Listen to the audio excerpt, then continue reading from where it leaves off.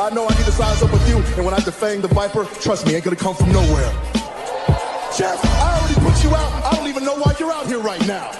Keep on talking. Hey, do me a favor. Why don't you act like this is an AA meeting and you shut your mouth while I'm sharing with the group? And Mustafa, you out here, a boy among men. And I'm gonna tell you what, you got lucky at the Rumble, so I know you're gonna come out here and run your mouth about how bad you are. But let me give you a little bit of a reality check. You see, Mustafa, you said that my eyes don't lie. Well, your eyes don't lie either, because last week, they were closed real tight when I put your simple ass to sleep. And AJ, hey man, be honest with me. How's our old girl Wendy doing?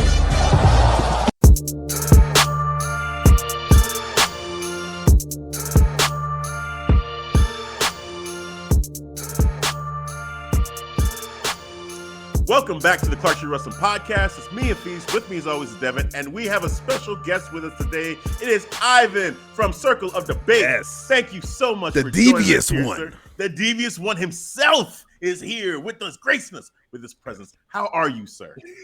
Thank you very much, guys, for having me on the show. The Professor X of podcasting is here. Yes. That's right. Because I'm here with, of course, my brothers, the Messiah of podcasting and the Tribal Chief of podcasting. Tribal Chief. Yes. Dude, man, we love having you on the show. It's going to be fun. We're going to go over AEW Full Gear, do a recap, as well as talk about Survivor Series predictions. It should be fun. Should be real good. We did a live watch along, for Full Gear. Had a lot of fun doing that. For those of you that are seeing this, that watched us during that watch along, thank you so much for watching us in there. You. Yes, and we'll look out for more. We'll try to do that more and more as we go on. But Survivor that Series. definitely was a lot of fun. Yeah, Survivor Series, probably not. Honestly, probably not. That's probably not happening. Yeah. I know it's Big Four, but Right. Nah, not that one. But yeah, let's just jump right into it here with AEW Full Gear. So again, we did the watch along. We had a great time watching, these matches. But as promised, we're going to do a recap, go match by match, and talk about what we felt on these matches. Ivan, were you able to see the buy-in? Yes, I saw the buy-in. Okay. And Devin, have you seen the buy-in? No. Okay. I know, man. So busy, especially around this time, bro. Yeah. So I couldn't rewatch the buy-in. Unfortunately, I was working out them kinks for the live stream. Yeah, we had technical difficulties. We almost didn't even do the live stream. Yes, but it was like Devin this close. Yeah, not happening. Made it happen, and we were able to do that. So thank you again, Devin, for making that happen. So just in general, the buy-in, it was a fun matchup. The matchup was a tag match: Hikaru, Shida, and Thunder Rosa versus Jammie, Hayter, and Nyla Rose. And it was a fun back and forth match. The thing that I appreciated about this, and we get on AEW for having one match per episode usually. They had two. We asked for one more match. We got one more match. Now I know it's the buy-in, though. I know, but Devin, let's just say if I was a casual fan and I bought the pay-per-view, I know I just saw one women's match. True. But here's what I'm gonna say: is I watching it myself, because I planned on seeing the buy-in too, and so I assumed it was all part of the whole show, so I just took it that way. But regardless, I was happy that they even put them on the buy-in.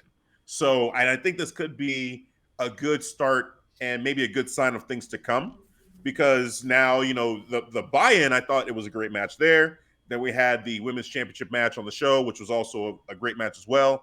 So for me, seeing those two matches is kind of more, for me, fuel to the fire that, hey, look at it. It wasn't like you did that tag match and it was terrible and like people aren't going to want to see that. So maybe that can help move us to that direction where we start getting two women's matches per episode. Maybe. That's what I took from it. Maybe. I'm looking glass half full with getting two on one show. It still said Full Gear in the background. AEW gave us pay-per-views before with the women on the buy-in before. I'm just saying. Yeah, I mean, I don't know. Maybe I'm just more in tune with with this whole situation with just one women's match, and I'm like, when it happened, I'm like, two. And then part of me was like, it's on the buy-in, but I'm like, now you know what? I'm gonna stay positive. I'm gonna stay with positive energy, and I'm just gonna enjoy this.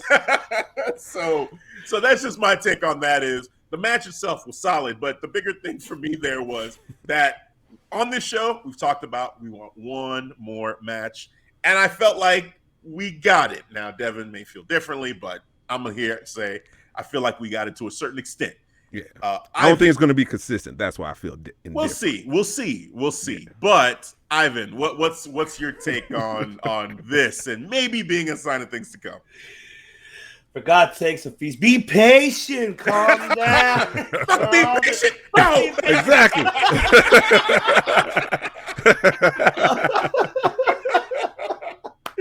I've been hearing it for the last couple of weeks, man. I've been watching and I've been listening, so I already know. I'm with you on that. I know. I discussed it on our show as well last week with Chris Kennedy.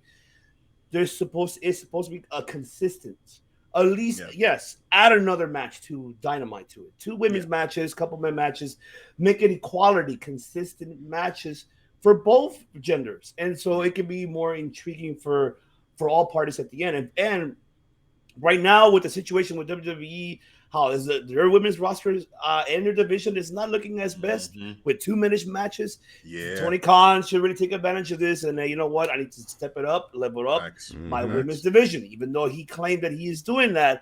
But just because I love AEW doesn't mean I'm a mark for it. I love pro wrestling, period. I know I critique everything. Same. But that's a bad call on his side. You're not really doing anything much for the women's division. So what if you're doing a TBS championship? But why can't you do like a Mae Young Classic type of tournament? Add 16 women to it since you have like 24 like in your roster. Yes, add them all. You could have done that every week until January. That. Yeah. I like that. Until January. Dude, I would have tuned in. Absolutely. Yes. And then you can have your 2 matches every week. Either 2 matches or 1 match. 2 matches on Dynamite, 1 on Rampage. That I wouldn't mind that. Yeah. I wouldn't mind that. But I agree. I know that they need national television exposure, not just social media like platforms. YouTube and all that. Yeah, exactly. I get your point, and I understand that. But hopefully, he takes this and hey, you know what? I got to step this shit up. If I were him, I would do it. This is the time and now to do it right now. But I'm going to say this right now, even though it doesn't have much to do with the witness, but it does with all these cuts. AEW is going to be doing some cutting too. You want to stack up your women's roster? There's a lot that came from WWE that you can pick up on. That's true. But Tony Khan, you're going to have to cut Brian Cage. You're going to have to cut, Joey Janela. You might have to cut Serpentico, Luther. Yeah. Sorry. I love you guys, but I got to build my women's roster. It's part of the business, right? Yeah. I can see Brian Cage come to WWE, though. I can see that flip. Yes, I could see that. I could see that. This will go crazy. My God, he's big. Juicy.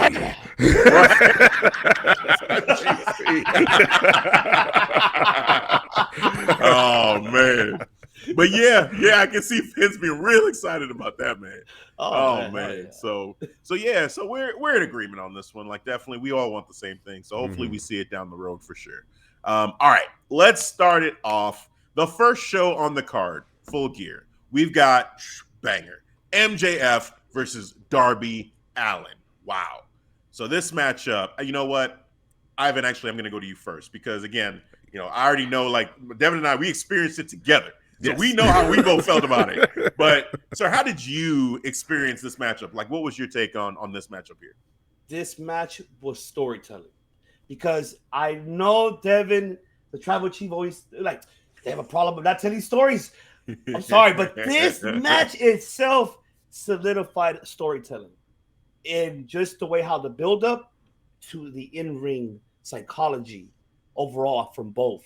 And we got to see a side of Darby that people questioned about his in-ring skills ability for that motherfucker to go. And he went. And MJF, another instant classic. He's your golden, modern, I would say golden era, next generation pro wrestler. The way how he wrestles. Yeah. I love his style. Motherfucker has it. But this match was awesome. Great opening. I thought they were going to go with the 6-man tag match, but if they went with this one, great. I enjoyed it. This was actually a great opening match. I mentioned this too as well. You could tell that right now MJF, he mentioned 4 pillars. Remember how this whole feud started, right? So he just went through Darby.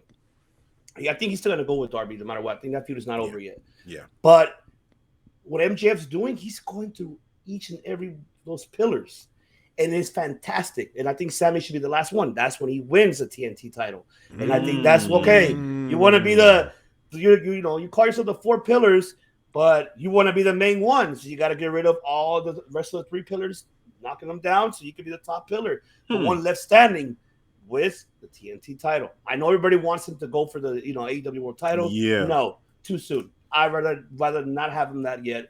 I'd rather have him elevate the TNT title more, especially him winning it. Oh, it'll be so epic, but one by one. But the match overall was awesome. I enjoyed it, man. A great storytelling match. What'd you think of that take, Devin? On him going MJF going for the TNT championship instead of going for the AEW championship? It draws a question immediately for me when you say it's too soon for MJF for the AEW. Do you think he's too young for it? No, age has nothing to do with that. I don't think his age. I think his experience is still needs a little bit more. That's how I feel that he needs more experience. I think we saw how it was with him and Moxley feud when he first had a title shot. It was okay, but it wasn't the best. It wasn't. It wasn't the best feud that I got me like, oh yeah, well maybe he's gonna win. No, I knew Moxley was gonna win, even though he cheated, because he wasn't supposed to use, the paradigm shift, but he used it. But it's still, but I don't think MJF. I think he needs that TNT title. I think once he wins that and gets a better understanding of having a championship belt, then he'll be ready after that. It's just that I think just think about the story, how this could be great storytelling. You're a young guy. You're a feature of the business for the product itself. You have 3 other future people there that you want to go through, and because you're selfish and you want to be the main motherfucker there. So there you go. You can be the main guy. You just got to you got to beat these 3 other guys. And the one guy that has the mid-card belt, you want to get that first before you even get to the AEW World title. And plus, we'll get to the rest of the card, but I'd rather let the other person get his run before he even wins the AEW World title. That's just me. Yeah, I think that's an interesting take, because my gut instinct was that once he's done with Darby, potentially he would go after the AEW championship. And he even mentioned wanting to like, he doesn't care who wins between Kenny Omega, and Adam Hangman Page. Like, he wants whoever wins that match, and he won his match. So I think the natural thing for him is his character is going to want to be AEW champion. But what you're talking about is kind of more of a, I guess, traditional road for someone. And I know like age doesn't have anything to do with it, but him being maybe not as experienced as some of the other guys, usually what you would do is you would have them have, the mid-card title first, like with The Rock and with, Triple H. They had the Intercontinental Championship first, and they feuded over that for a while. So to your point, like having Sammy and having MJF feud over the TNT Championship, like right now for a little bit, and then they elevate that, and then both kind of go off and then go after the AEW Championship.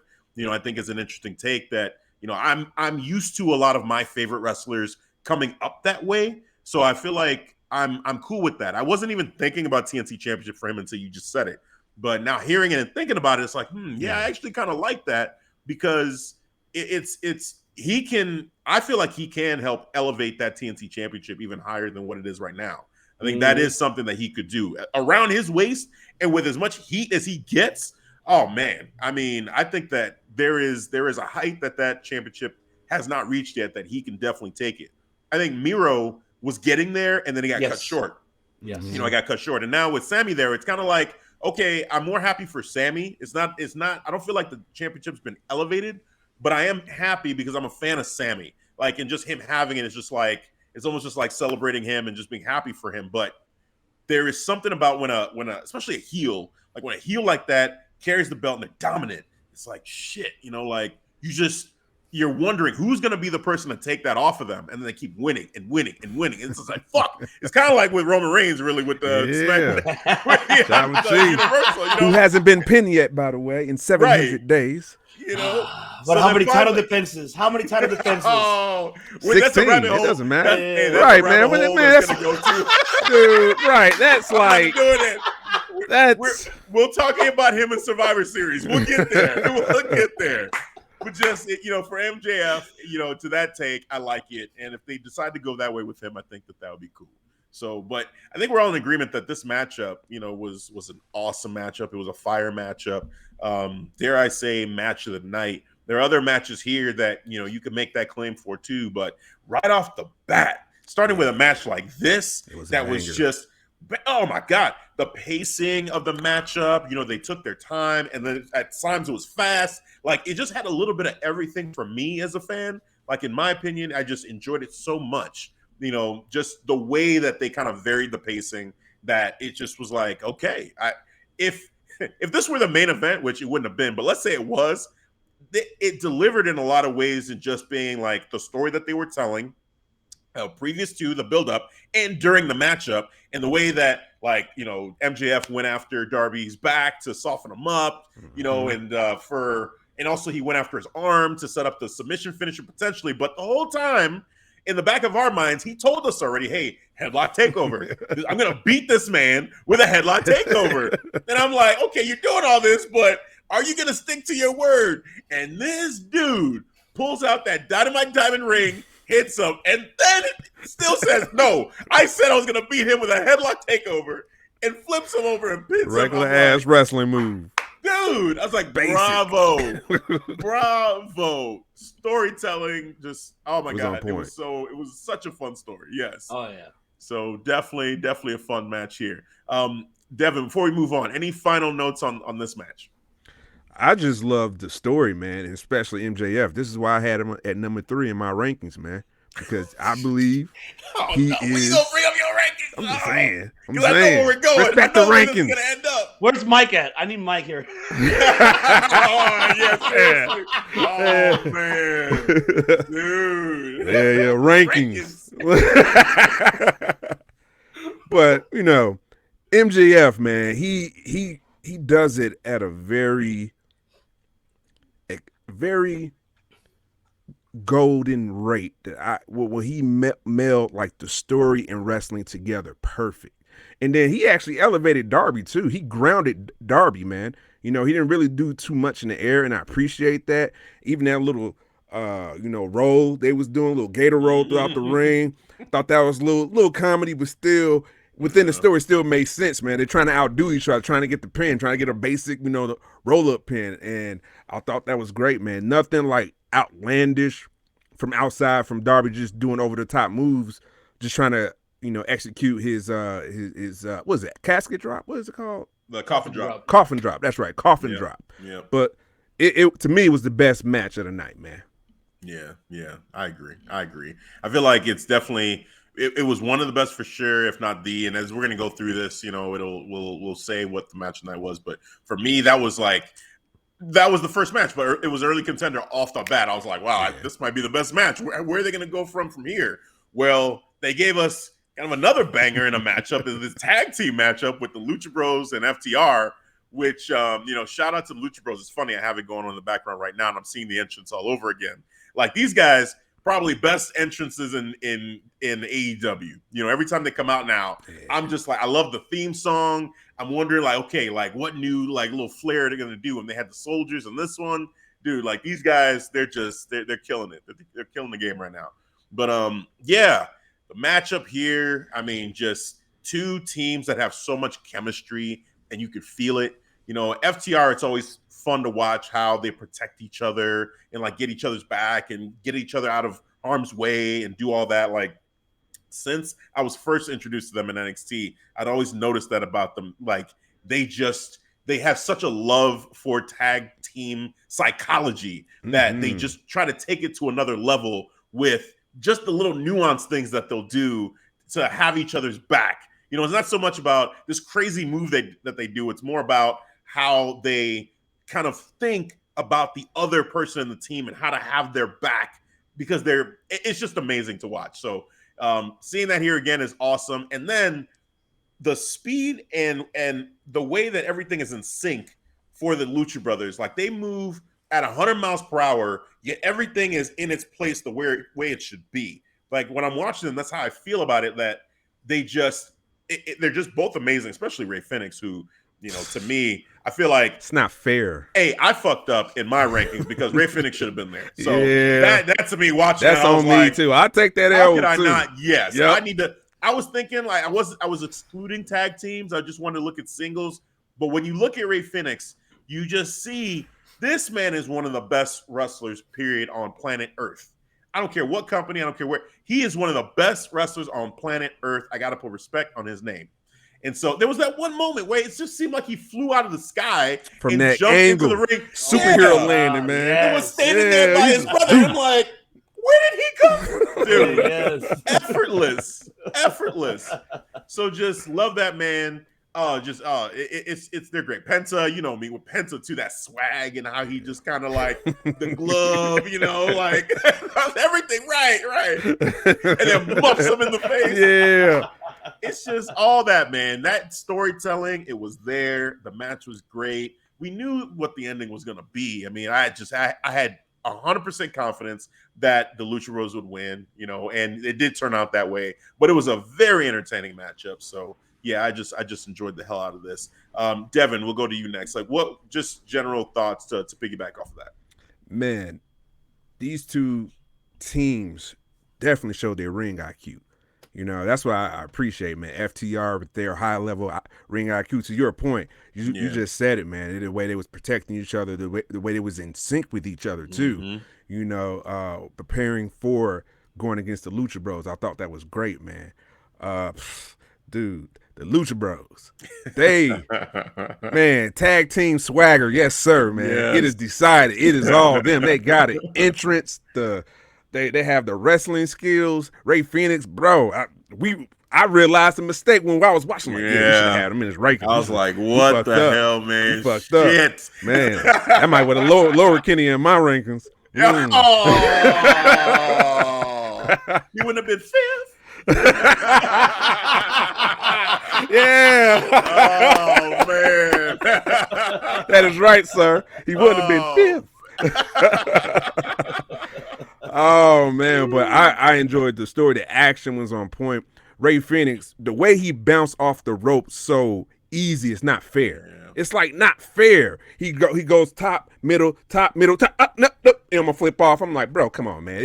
You're not even struggling. It's like, I could do this in my sleep, blindfolded or something, bro. What else you got? What? But I enjoyed the match, man. It was just fire, man. Only thing I wish the build was just a little bit stronger. I thought that was a little bit missed leading opportunity. Up to the matchup. Yeah. I thought the build could have been stronger for them, man. Ivan, what you got? I agree about the build up. I think, and they should have built it up a little bit better, prolonged the storyline when they came to Full Gear. I think that's the only problem that they're having right now with the tag team division.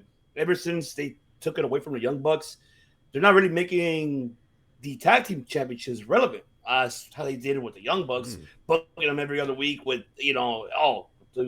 with the Varsity Blondes or with any other tag team. And like, what about the Lucha Bros? I mean, yes, that's the problem that they're having, and you were supposed to be building a tag team. It's not about tag team. Where's that tag team? What happened? Yeah. What happened? And they were hyped to be able to do that too. I remember after they won the tag team titles, they're like, we want to be fighting champions. We want to take on everybody. And it's like, that hasn't really happened. No, so they just want to be on camera on the time because you do see a lot of Young Bucks. You see, you do. You do see them. I'm just saying. Yeah. But I mean, this match was awesome. It was great. I mean, I'm happy to see FTR transitioning too, and putting their psychology as well, on the line, meaning as in like to learn as well, because this is different. People need to understand that lucha libre is wrestled to the right, and an American is wrestled to the left.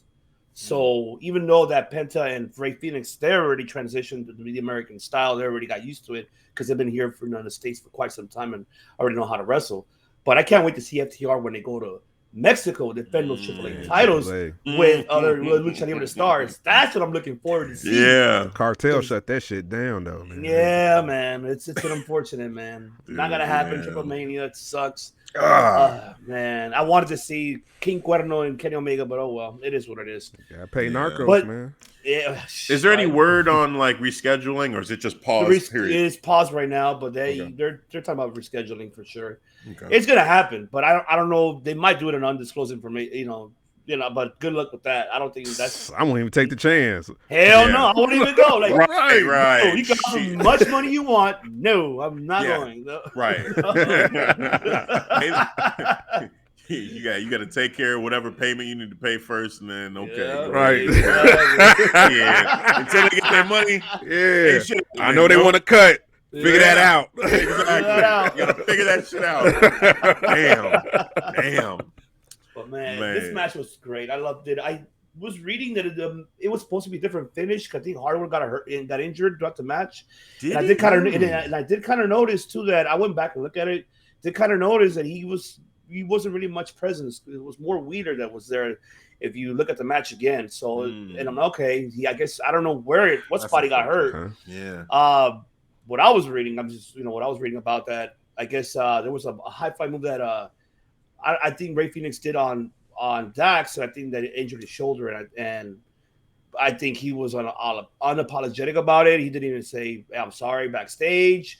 So they're saying that Ray's known a little bit to be stiff worker, but I mean the guy is learning himself too, learning the American style, so he doesn't really know. He comes from a tough environment, especially in Lucha Libre. So, but overall, this match was great. And just to add on what you said about Ray, I would like to see Ray and Ricochet. That's too nasty. That's too nasty. Man. That's some Dragon Ball Z fucking hype. Right? For real, bro. Like, yes. Oh my goodness. That's all you'll see on that match. That's never happened. That's never happened, even in like AAA or anything. Like, what about Lucha Underground? Just Lucha Underground, but that's King Puma though. Yeah. It's not Ricochet. Okay, I get you. Yeah, yeah. Ah, man, if we could dream, man. Like, honestly, I mean, I don't want Ricochet necessarily to get cut or anything like that, but if it would lead to him potentially being able to, find work immediately in AEW and be able to do a match like that, let's say, holy shit! Like, what a match that would be! What a match that would be! Got my money on that, man. Right? Hey, well, speaking of another match that I would say, hey, take my money. Bryan Danielson, Miro for the AEW World Championship #1 contendership, we'll call it, that eliminator tournament that they did, the final. Wow, this was a 20-minute matchup. These two went at it, and I had Miro winning the matchup. Devin had Bryan Danielson. And yeah, man, it was back and forth, and they got to a point where we're both watching like, I don't know what the hell is about to happen, because there's a point Miro's just stopped selling, was eating shots, just eating chops, eating everything, and telling Bryan, kick me right here, again. And I'm like, all right, well, that's it. This is about to be over with. But, Bryan Danielson, the ultimate underdog, finds a way, pulls it out, gets the submission by knockout, kind of, I guess. Like Miro, I think Aubrey was saying he was just out completely, and then he got put in the submission and they just called it right then and there. Great matchup overall. Totally enjoyed this match. I mean, MJF and Darby Allin was an amazing match. This match right here was, to me, as far as the wrestling goes, it was just as enjoyable. On a technical level, I don't know, like maybe you have a lean one way or another, but I enjoyed the hell out of this matchup. It was not predictable for me whatsoever. I felt like it could have went either way. Both guys, I feel like, look great in this. I don't think Miro looks bad in taking the L from Bryan Danielson, especially the way it ended. Yeah, man, it was just a fun matchup. I'm looking at them again on screen. I'm just like, I need to just watch this in full again, because it's just like so intense watching it. I'm seeing right now Bryan Danielson getting ready to do those kicks to Miro, and Miro just eating them, and it's just crazy. Like, just the drama going on in that matchup. So such a fun match. Ivan, what was your take on this matchup here? It was, I have to agree, it was a fun match, hard hitting. I'm just glad that he left WWE, Miro, and became something better himself. But I of course, I'm gonna give credit what credit's due. If it wasn't for WWE helping develop his charisma, his mic skills, his character, that's true. You got to give the foundation where it came from. And now for him to find an idea of himself, how to create himself, I'm God's favorite child, and just become the Redeemer, damn it, and just come and I'm like, shit, I love it. He went from Rusev Day to freaking the Redeemer. I fucking love it. Yes. And the hard hitting with the kicks, man, it looked like some. Ivan Drago Rocky type of style. Like, oh, yeah, that affects me. I'm like, oh, shit. Yeah. I chose Miro, too. I got to lie. I chose Miro to win. Yeah. Whoa. I had a feeling it was going to be an interruption. I had, I kind of wanted someone to interfere. But the question is who? And then I was trying to figure out who could it be who could interfere in this match. And, at first I'm like, yeah, what about Wyndham? Maybe Wyndham. Why not? A lot of us wanted Wyndham we to all show up somehow, some way. But let's get him in there. Yeah. The finish, though, I know they want to make Bryan look like, okay, he's beating the shit out of everybody with all these different moves and that's doing just one basic move to end the match. Yeah. But I wish the ending could have been a little better. I'm not saying it did not make Miro look weak. At the end of the day, this match for him was great. It elevated him for sure. But I just wish the ending could have been a little bit different and better. It's just that quick knockout. Okay, they mentioned the neck surgery, the neck injury, that Miro's weakness. Right. And then they get, I'm like, no, this should have gone a different direction. But overall, the match was great. I enjoyed it. Yeah. Devin? Oh, man. I love this match. It was so fun. It was a lot of action, just, unbelievable action to Miro just not selling, him just like, yeah, give me more. I was just in a holy shit moment. I was like, man, did I fuck up on my pick? Like, this ain't looking good right now for BD. Like, what is he gonna do? And it was one moment when Miro got BD in the submission, he's pounding his back, and he get him in there. I'm like, oh, and he was like sitting. I was like, oh shit, this is it.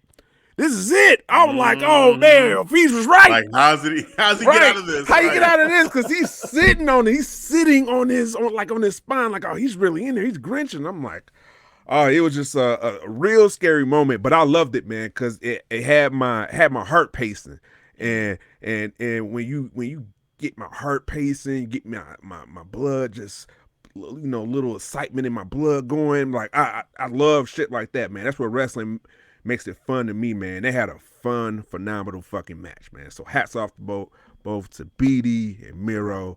Miro, yes, you are former God's favorite champ. I was waiting. I was like, is he going to get through this whole thing without mentioning the new God's favorite champion? Right, Tribal Chief. New God's favorite champion. We the one. Oh, man. Oh, man. Well, moving on. I don't know how else to transition from that. Oh, man. I guess another group that are not God's favorite champions here, the Jurassic Express and the Superkliq. No one has championships there, so none of them are God's favorite champions here. This matchup here, fun 6-man matchup. What's one thing that's good about this is they knew the rules right away, so they didn't bother with tags and do anything silly with it, like we would see later on, which was a little bit of a problem, where they're like, we're tagging. Wait, it's a street fight. We'll get into that match. But with this match here, they went Falls Count Anywhere. It was a fun, just mayhem kind of match, and I always just enjoy matches like this. It's like if I'm playing 2K. I want to make matches like this and play with my friends, and we could just all like fight at the same time and just have a good time. And this is what it kind of felt like. It's like those video game moments where it's like, hey, you just got this bedlam going all over the place. It's like a I don't know, like a destruction derby kind of matchup. Like it's just fun, So this matchup, truly enjoyed it. Adam Cole got destroyed a couple times. He took a lot of punishment. Took his lickings. Yeah, I'm like, what are we doing? Welcome to AEW, right? There you go. Welcome, exactly. Welcome to AEW. Oh, man. And shout out to Jungle Boy. Maybe now he's Jungle Man. First of all, coming out with the jeans. He had full pants. He just said there the regular gear. He had the stubble going, the beard. I'm like, okay. And then he goes out there, handles his business, and Christian Cage says, hey, well, first of all, he told him that the first time, but it didn't work for the concerto. Then the last time, Christian Cage was gonna do it, and Jungle Boy said, no. I got this. He's like, okay, get the job done. Okay. And they say take his time, raise up the chair, and then pow, he gets him. And I'm like, oh, wait. And then the 1, 2, 3, and I'm sitting there, and me and Devin both were like, wait, they won? Because we assumed Superkliq was going to win. Adam Cole, same here. He's not taking an L. Baby. Hey, no. Jungle Man and his crew, the Jungle Express, they pulled off the win. They got the dub. Hey, hats off to him. It was great. I wasn't mad at it. I was happy as hell to see Jungle Boy get that victory. So it was an awesome matchup. Devin, you go, man. What was your thoughts on this matchup? It was carnage. Carnage is everywhere, man. Everywhere, bro. Like, one of my, memorable spots is when Adam Cole pulled out the thumbtack knee pads and then passed it out to the Young Bucks. I'm like, where the fuck is this going? Who's going to take this? And they went to Luchasaurus. I'm like, oh, you up. You on deck, sir. Yeah. And it was like, pizza eat trigger. I'm like, oh! I thought it was over, bro. I thought that was it. I thought that was over right there. I was like, holy shit. I cringed when I saw that. I cringed. I was like, oh. Like, who thinks of this? Right. Who thinks of this shit? Right. Right. The last pay-per-view, the Young Bucks had the thumbtack shoe. On the shoes. On the shoe, And then now they want to upgrade. Like, nah, we're going to do knee pads. And all three of us going to have knee pads. I'm like, holy shit. There was that spot, too, where they put the thumbtacks in Jungle Boy's mouth. A mouth. Oh, yeah. Yeah. And they did the move. Yeah. Oh, man. That was crazy. It was just violent. Violent. I know, wild spots. Yeah. Just Luchasaurus showing his athleticism, like doing his. Press. Oh, my God. Yeah. Just what? He could have done a regular senton or just a splash, crossbody, but no. Yes. He says, shooting star press. Watch this. Hold my beer. Watch this. And just does it effortlessly. That man is amazing. Like, shout out to Luchasaurus, man. He's great. Everybody in this matchup did the thing. Overall, it was a fun match. No complaints here. It was great. Ivan, what are your thoughts? Man, you guys just took it everything what I wasn't to say, especially Luchasaurus, man. Yeah. Luchasaurus, bro. I've been following his career for quite some time already and been watching him in the independent circuit. The guy's a high flyer, but he never really used it as much. And when he finally did that shooting star, I swear to you, I went crazy. I'm like, oh my God, like, yeah. Right. And then, my girl was like, what the fuck are you excited about? What You is don't understand. The shooting star press. I went crazy because I'm a big fan of his work, man, and I was happy about that. Another thing too, man, Christian, he reminds me of that TNA fucking Christian, just that NWA TNA Christian, and the way how he's moving. Man, I mean, you got to give it a Christian, man. I mean, he looks respect. A matter of respect, even though he was hiatus for what was it, 7 years, right? He Minnesota, right? Something like that. Yeah, he was out for a while. Yeah. Yep. And then look at him, man. He's just such in great shape. Him too, doing a high crossbody, from one of the top of the the rails, I believe, from the crowd. Oh yeah, he climbed the stanchion. Yeah, that's when I started saying I was getting ECW vibes, of just people going to like New Jack, going and going through the crowd. Yeah. And I'm like, where are you going? Don't go up there. You're gonna die. Like, no, don't do this. Don't die. And then he did the splash. Actually, it's at that spot right now. Yeah. It's crazy. He does the whole thing, the Captain Charisma, like look to the crowd. He just does the dive. I'm like, oh my God, what are you thinking? I love it, man. He's having fun. He's having fun out there, man. I'm glad he is, man. I'm glad he's having a great time, and I'm glad that Tony Khan is giving these people, the time of their lives for them to have. Maybe they want to end their career this way, Yeah. And shout out to Cole and the Bucks for the pink and black attire. Bret Hart. I'm a Bret Hart fan. Sorry. Yeah. But I just want to give a little shout out for that. I guess they did that for, I guess it was the day of the Montreal Screwjob. Really? It was that same day? So it's paying homage. Okay. Yeah, that's what I was like. Shit. Yeah. I didn't even realize that. Wow. Me Okay. until I think someone brought it to my attention. I'm like, so I went back and researched it. Like, okay. Yeah. And then I enjoyed it, man. It was a fucking great match, and I want to see what's next, man. I just like anticipate. I swear, you know what I thought at first? I chose the Superkliq to win because I had a feeling that Christian was going to go heel. He's probably got sick and tired of Jungle Boy. Like, do it, come on, do it, hit him, right. damn, he'll hit him, and then I'm like, oh. I thought that was gonna happen because it seemed like they were setting that up a little bit, man. I'm like, I pointed out the freeze. I'm like, yep, there you go, right there. Look at Christian. Yeah. He a little aggravated from Jungle Boy. I was waiting for that. It didn't happen. I was like, oh my god, but great win for them, man. They deserved that win. So it was a great match. I loved it. All of them did a great job. All 6 of them, man. Shout out to all of them, man. Big fun ass match, man. Fun ass match. Yeah.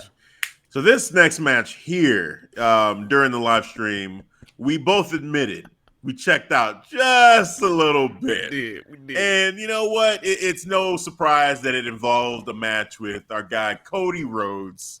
It's just the Cody effect, I guess, right now, where you kind of see him and he's a polarizing figure. But tag match, Cody Rhodes and Pac versus Andrade El Idolo and Malakai Black. I felt like everybody did their thing. I felt like there was nothing as far as their wrestling that was bad, in the matchup. It's just, I don't understand this whole, I'm not going to turn and everything. Like, maybe it's a slow burn. Let's just look at it this way. I'll look at it this way. That eventually he will, but he's trying to stay true to his character first. He wouldn't just immediately turn. He would be like, love me, I want you to love me, and I actually mentioned that on the live stream.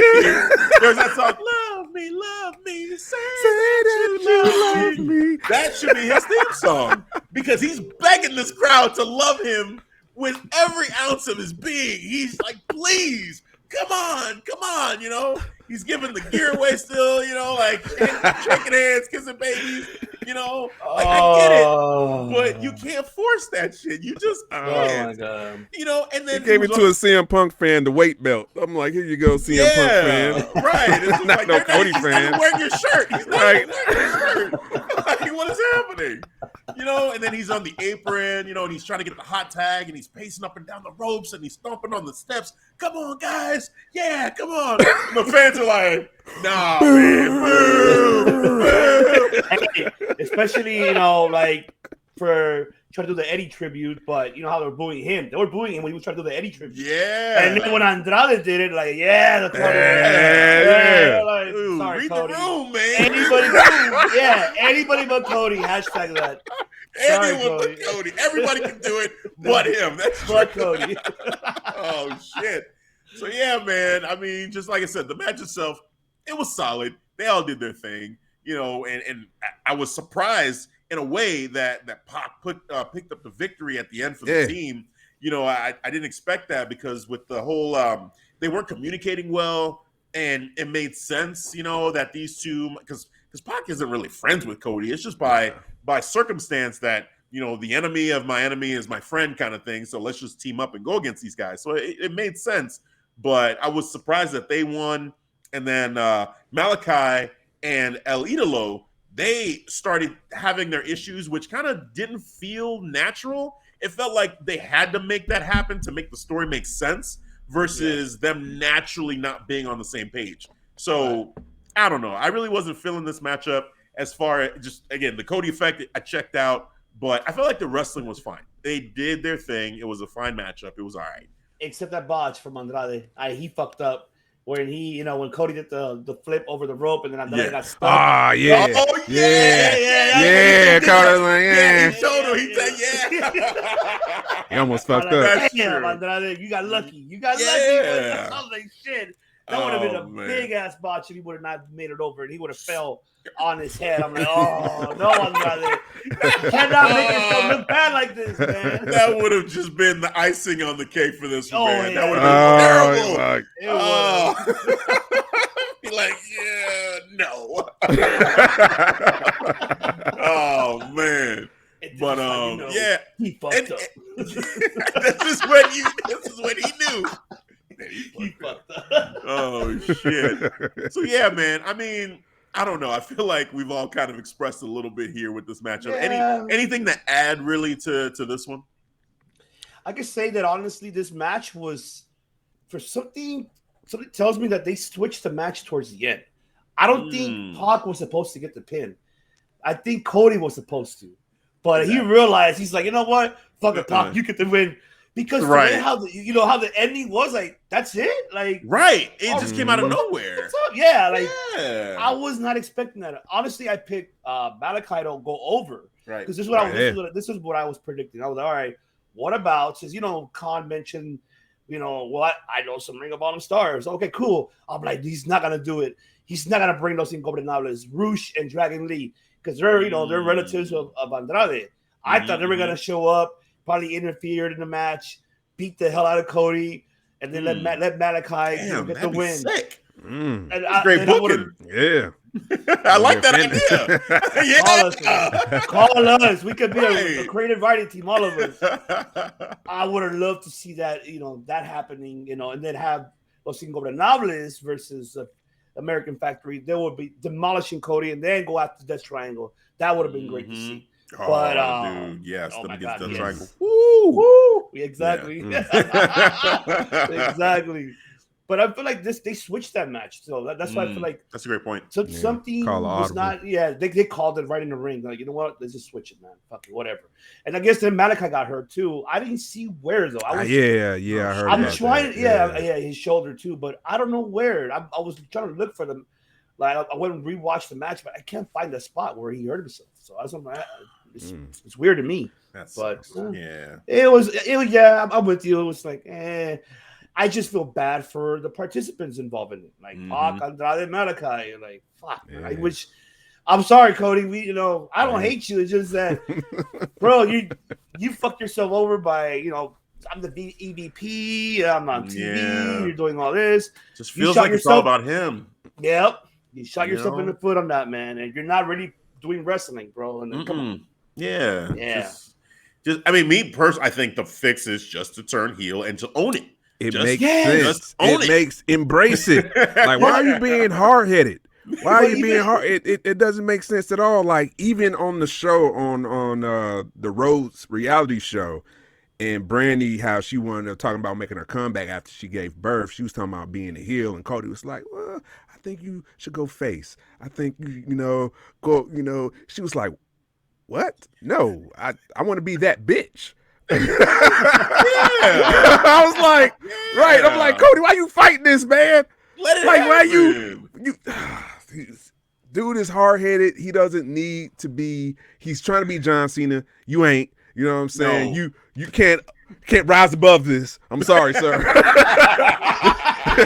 You can't. Not this. You know what I'm saying? That's why you made crowd. With WWE, you've got the kids. Here, the Let's Go Cena. Here, you got grown-ass men and women. Even the kids are like, nah, hell no, screw you, Cody. Like, they don't care, man. It's a different crowd. Yeah, even if he goes heel, nobody would care, honestly.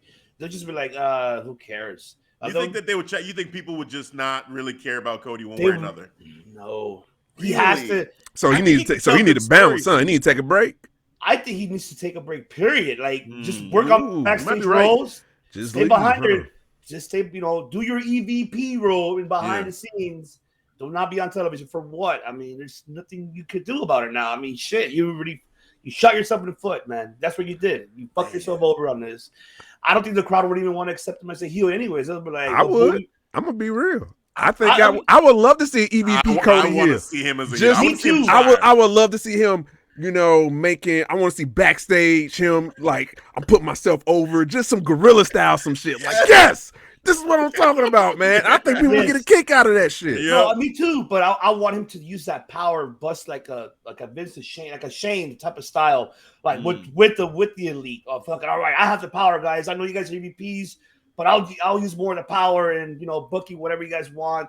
Like, creating the, adding him to the elite, making him, get him more heelish by adding him to it and just fucking making like the corporation style, but the elite style. That's what I would like to see. I just feel like I can just see Cody like, he's having a hard time in a match, and mid-match, he's like, no. I'm the EVP. I'm going to change this match. Or he takes a pin. He's like, no. That doesn't count. We're restarting this matchup, and we're going to make it a ladder match or some crazy shit like that. Strike that from the record. Yeah. Just abusing his power, just 1,000%. Just go all in with this, man. Like, Oh, I yeah. know I had that stipulation where I can't go for the chip. Damn all that. I'm the EVP. I can do what I want. I want a title shot. I would 2 love days. to see that. 2 days. Oh, my God. Bring my belt down here right now. And let's do this. The EVP belt. Puts his face on the belt. The yeah.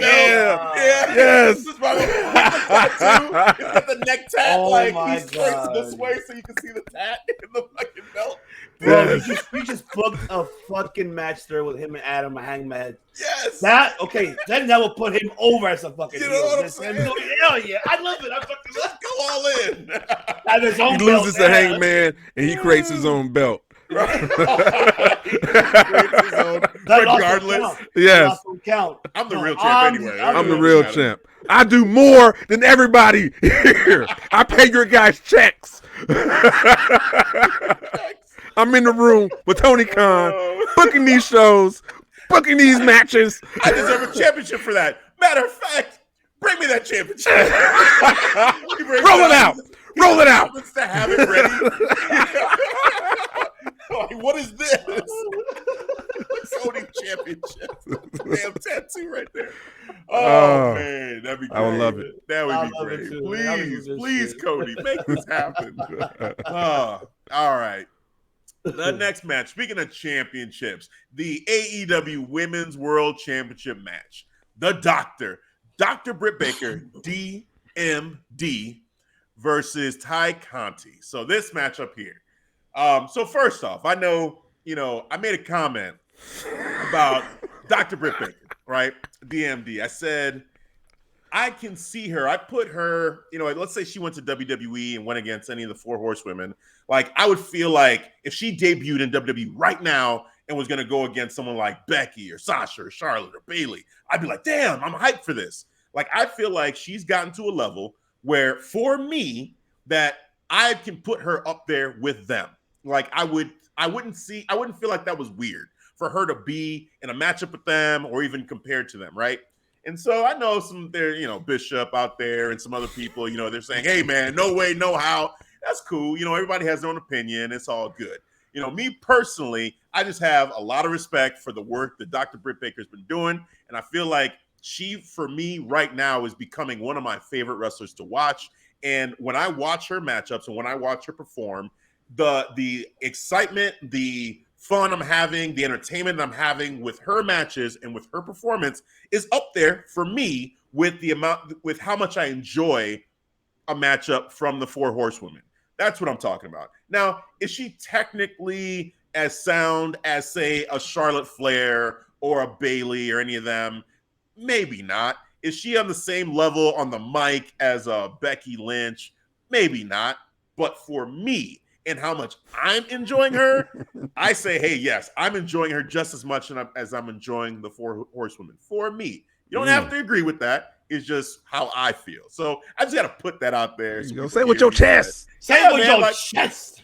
Yeah, I'm enjoying Dr. Britt Baker, D.M.D. just as much as I'm enjoying the horsewomen. Period. That's just how I feel. All right. You got another take? That's cool. That's cool, but that's how I feel. So preach it. Thank you. So in this matchup, hey, for me, when this was going on, man, I was focusing in because I'm like, hey, I feel like this is a match that can help elevate Tay Conti. This is a matchup that for this pay-per-view can just be a great moment for the women's division. Let's just see them have a great, solid matchup. And for me, they did. They went out there. They did their thing. It was a fun matchup to watch. Just overall, I feel like Tay Conti, just even from the entrance, like she came out with the different ring gear and the face paint. And I'm like, wow, she looks like a champion. Like if she were to hold that championship up right now and say, yeah, I'm the face of AEW's women's division, I'd be like, damn, yeah, okay, let's see. Let's go. Let's give this a shot and see what happens, right? So, and Dr. Britt Baker, it's the doctor. She went out there, did her thing. It was a fun matchup overall. Technically, on the technical level, I thought they did a great job. This matchup, let's see, timing-wise, what did they give them? They gave them 15 minutes. 15-minute matchup for these two. That's a solid matchup overall in terms of the timing. I didn't feel like there were any botches or anything like that. So for me, I felt like this is great as far as we can build off this, right? Like we're not saying, hey, this is Sasha and Bianca. Like no, like I heard that comment too. Like people comparing it to. I'm not saying that. I'm not hearing that from anybody, but I'm hearing that people are saying like, oh, trying to make that comparison. It's different, right? It's different. That was a moment in time where you had at a WrestleMania main event, 2 black women. That never happened before. Amazing, right? Can't compare that. But for them in this moment, it was great to see Conti, who at one point, it's like, is she even going to wrestle anymore? Like, she got let go from NXT, and then to see her grow into this person that can be in a ring at a pay-per-view, and this crowd is loving what she's doing, and it's for the championship. It's like, damn, like, that is amazing for her. I'm happy for her. And for Dr. Britt Baker, too, the journey we've seen her on, from being someone who Devin and I both on this show said, hey, we can see where she's going. We can see the potential, but it wasn't there. The in-ring just wasn't quite there in the beginning.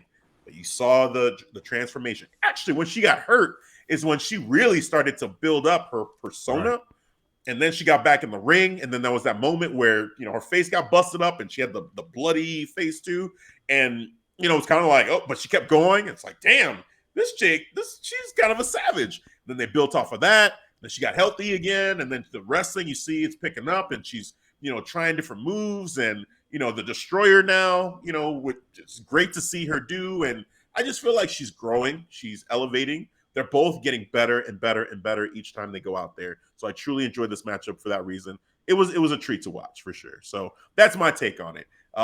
Who wants first at this one? Because I know this is kind of a big one. This, the AEW Women's Division is always a hot topic. So, whoever wants to take it. Be patient. Yeah. Be patient.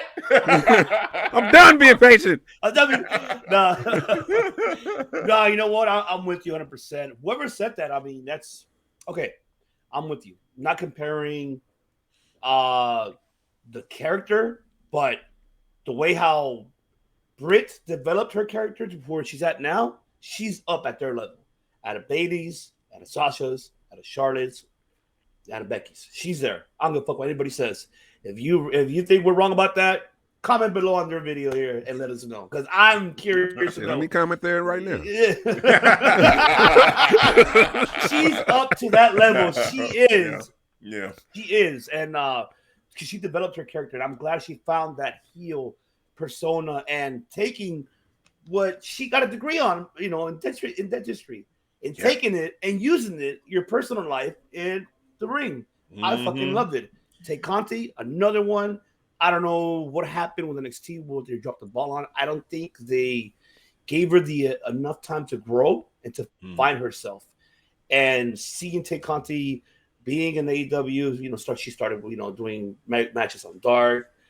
Before Elevation came, in fruition, the Dark majority of time. And then when I see finally they gave her the contract, I mean, I was a little teary for her too, because she deserved it. The woman, that woman deserves, a lot, and she deserves to, get a second opportunity. And look at her now. She took her, her jiu-jitsu background and transitioned it to pro wrestling into a different style. Don't get me wrong, her match with Shida was great, with Hikaru Shida, but I think this match helped her a little bit better, and it helped her elevate more. Even though she didn't have to win, but it at least helped her, and it has something behind her. Hey, you know what? I competed for the AEW Women's title, and I put on a hell of a 5-star. How fucking piece of shit Meltzer say? I don't like Meltzer. Yeah.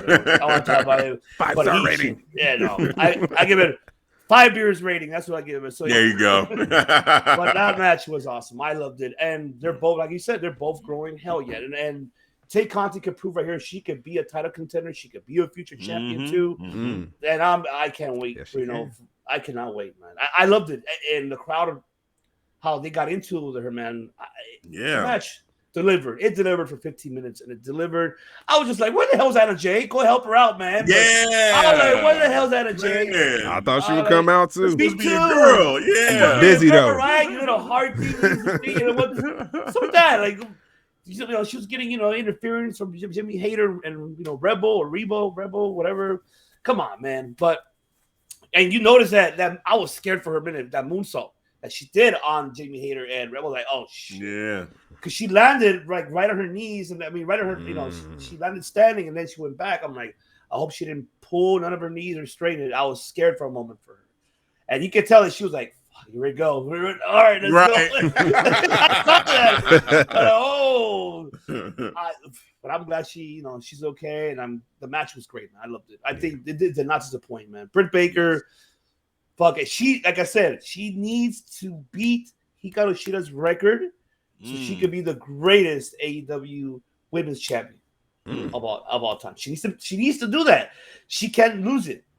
If Shida didn't, she can't either. In order for her to be at the days of champion, I get it that Shida, because of the pandemic. Yes, I get it. It sucks though. If you notice, one thing I realized that, you know, it sucks that Shida and Asuka had to go through that, because Asuka was also both of them pandemic champions. Yes, I hated that shit, man, because I wish something for the best for Shida, because I know Shida wanted to be that defending champion in front of a crowd. Remember when the crowd burning just came back, she started crying. Oh my God, everybody could be in front of the crowd. Yeah. I wish she could have had, even though she lost the belt, but hey, I wish she could have defended it in front of a crowd more. Yeah. But you know, now that Britt has it, she needs to hold on to it for quite some time and actually beat Shida's days as, you know, the longest, you know, reigning women's AEW champion. So cool. What you got, Devin?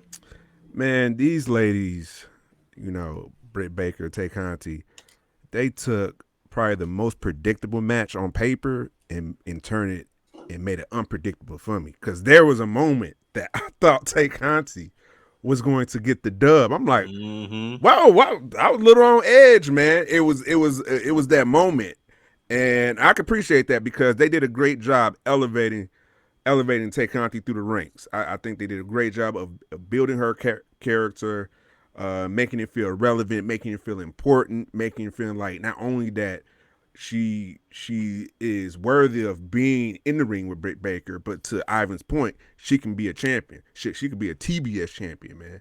You know, that's why she was in both our rankings, man. Yep. You know, top 10 in both of our rankings.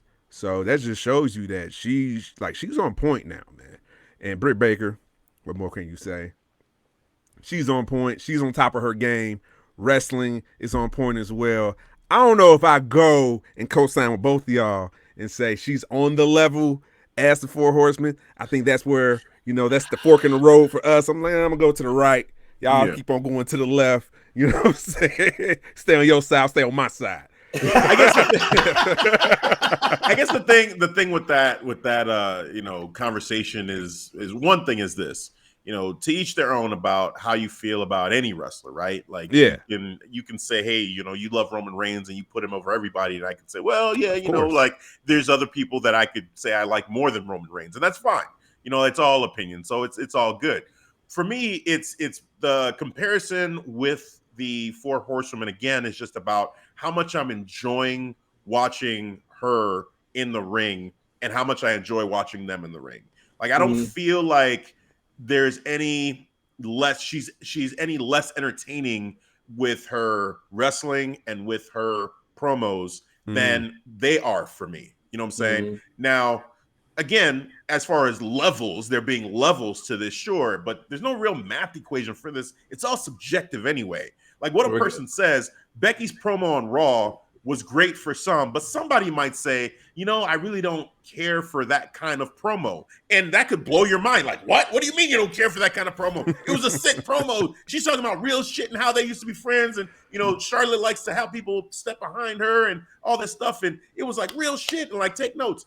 Right. But somebody else might say, well, but I like more comedy. I don't like when they get so serious. So, and I'm not going to sit there and say they're wrong for their reasoning for what they like personally. You know what I'm saying? So to each their own. I get that, man. I don't think there's bro, like I got Kenny Omega as fifth in my rankings. You don't think I don't understand that? Right. But I'm just saying to you that, you know, and I just got to get this out so that it's known because, you know, it's like whatever. Everyone's going to have their opinion and that's fine. You know, my thing with it is, hey, we're all enjoying wrestling. We're all enjoying who we enjoy, and it is what it is. And I think that that's cool. If you choose to enjoy, I don't know, take Conti and say take Conti is your favorite wrestler, right? I'm not going to shit on you for that. I'm just going to say, hey, that's for you. That's cool. For me, I have a bunch of people over her, for me personally, but that's who you like. That. So you saying that, you don't co-sign with that, that's totally cool. That's fine. Yeah. You know what I'm saying? And maybe at some point down the road, she does something for you that it's like with Johnny Gargano. Yeah, I'm not knocking y'all like if y'all want to put I just I just don't see it for myself. You know what I'm saying? Exactly. And that's fair. Like I can't argue that for anybody. Shout out to Terrible Wrestling Takes. Bishop, he put it out there. No way for him is Dr. Britt Baker on the level of any of the four horsewomen. I got no problem with that. You know what I'm saying? Yeah, That's his me take. neither. I respect it. And that's cool. And I like hearing another perspective on it. That's fine.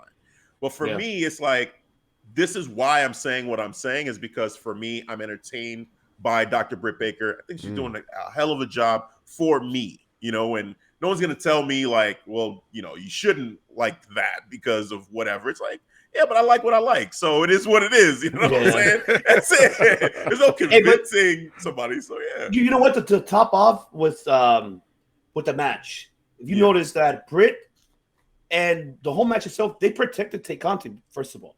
And this is why I'm saying it. She didn't lose by submission. And you know that Tay Conti's submission specialist.